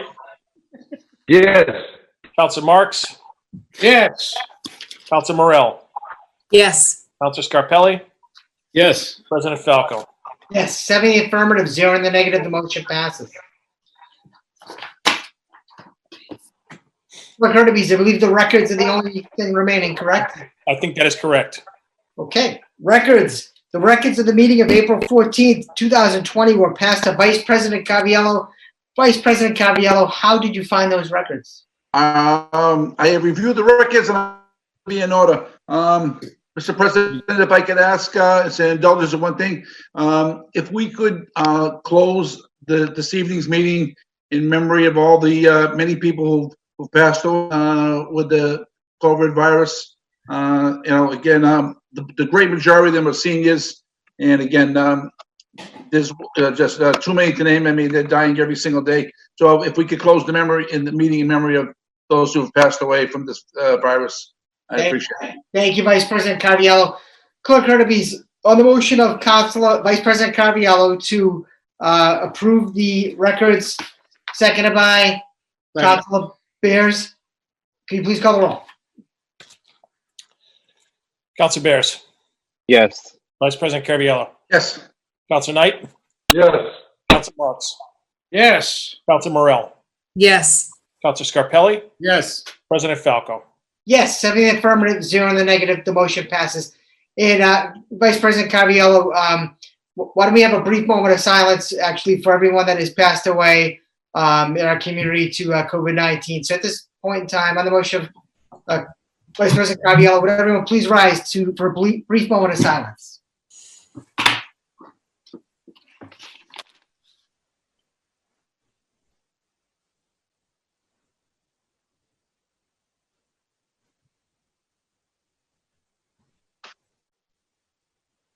Thank you.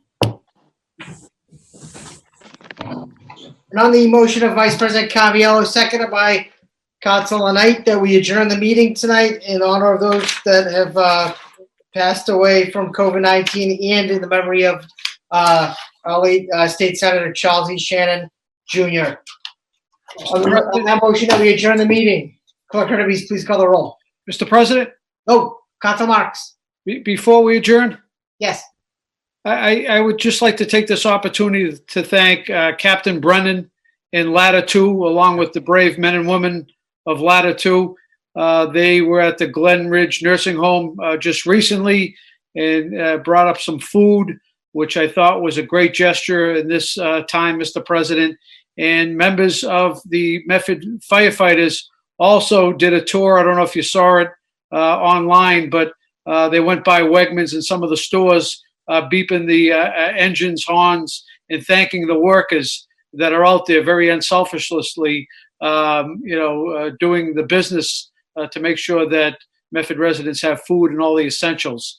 And I just want to thank our brave men and women of both the police and fire department and all the other offices in the community, Mr. President, from people at City Hall to the public schools that are stepping up and answering the call, Mr. President. Thank you very much, Councilor Marks. And thank you, like Councilor Marks said, to all our first responders and our volunteers and everywhere in our school community for all their hard work and volunteering and all the effort that they have made. So on the motion to adjourn the meeting, Clerk Hurtubise, please call the roll. Councilor Bears. Yes. Vice President Caraviallo. Yes. Councilor Knight. I think he already left. Councilor Knight.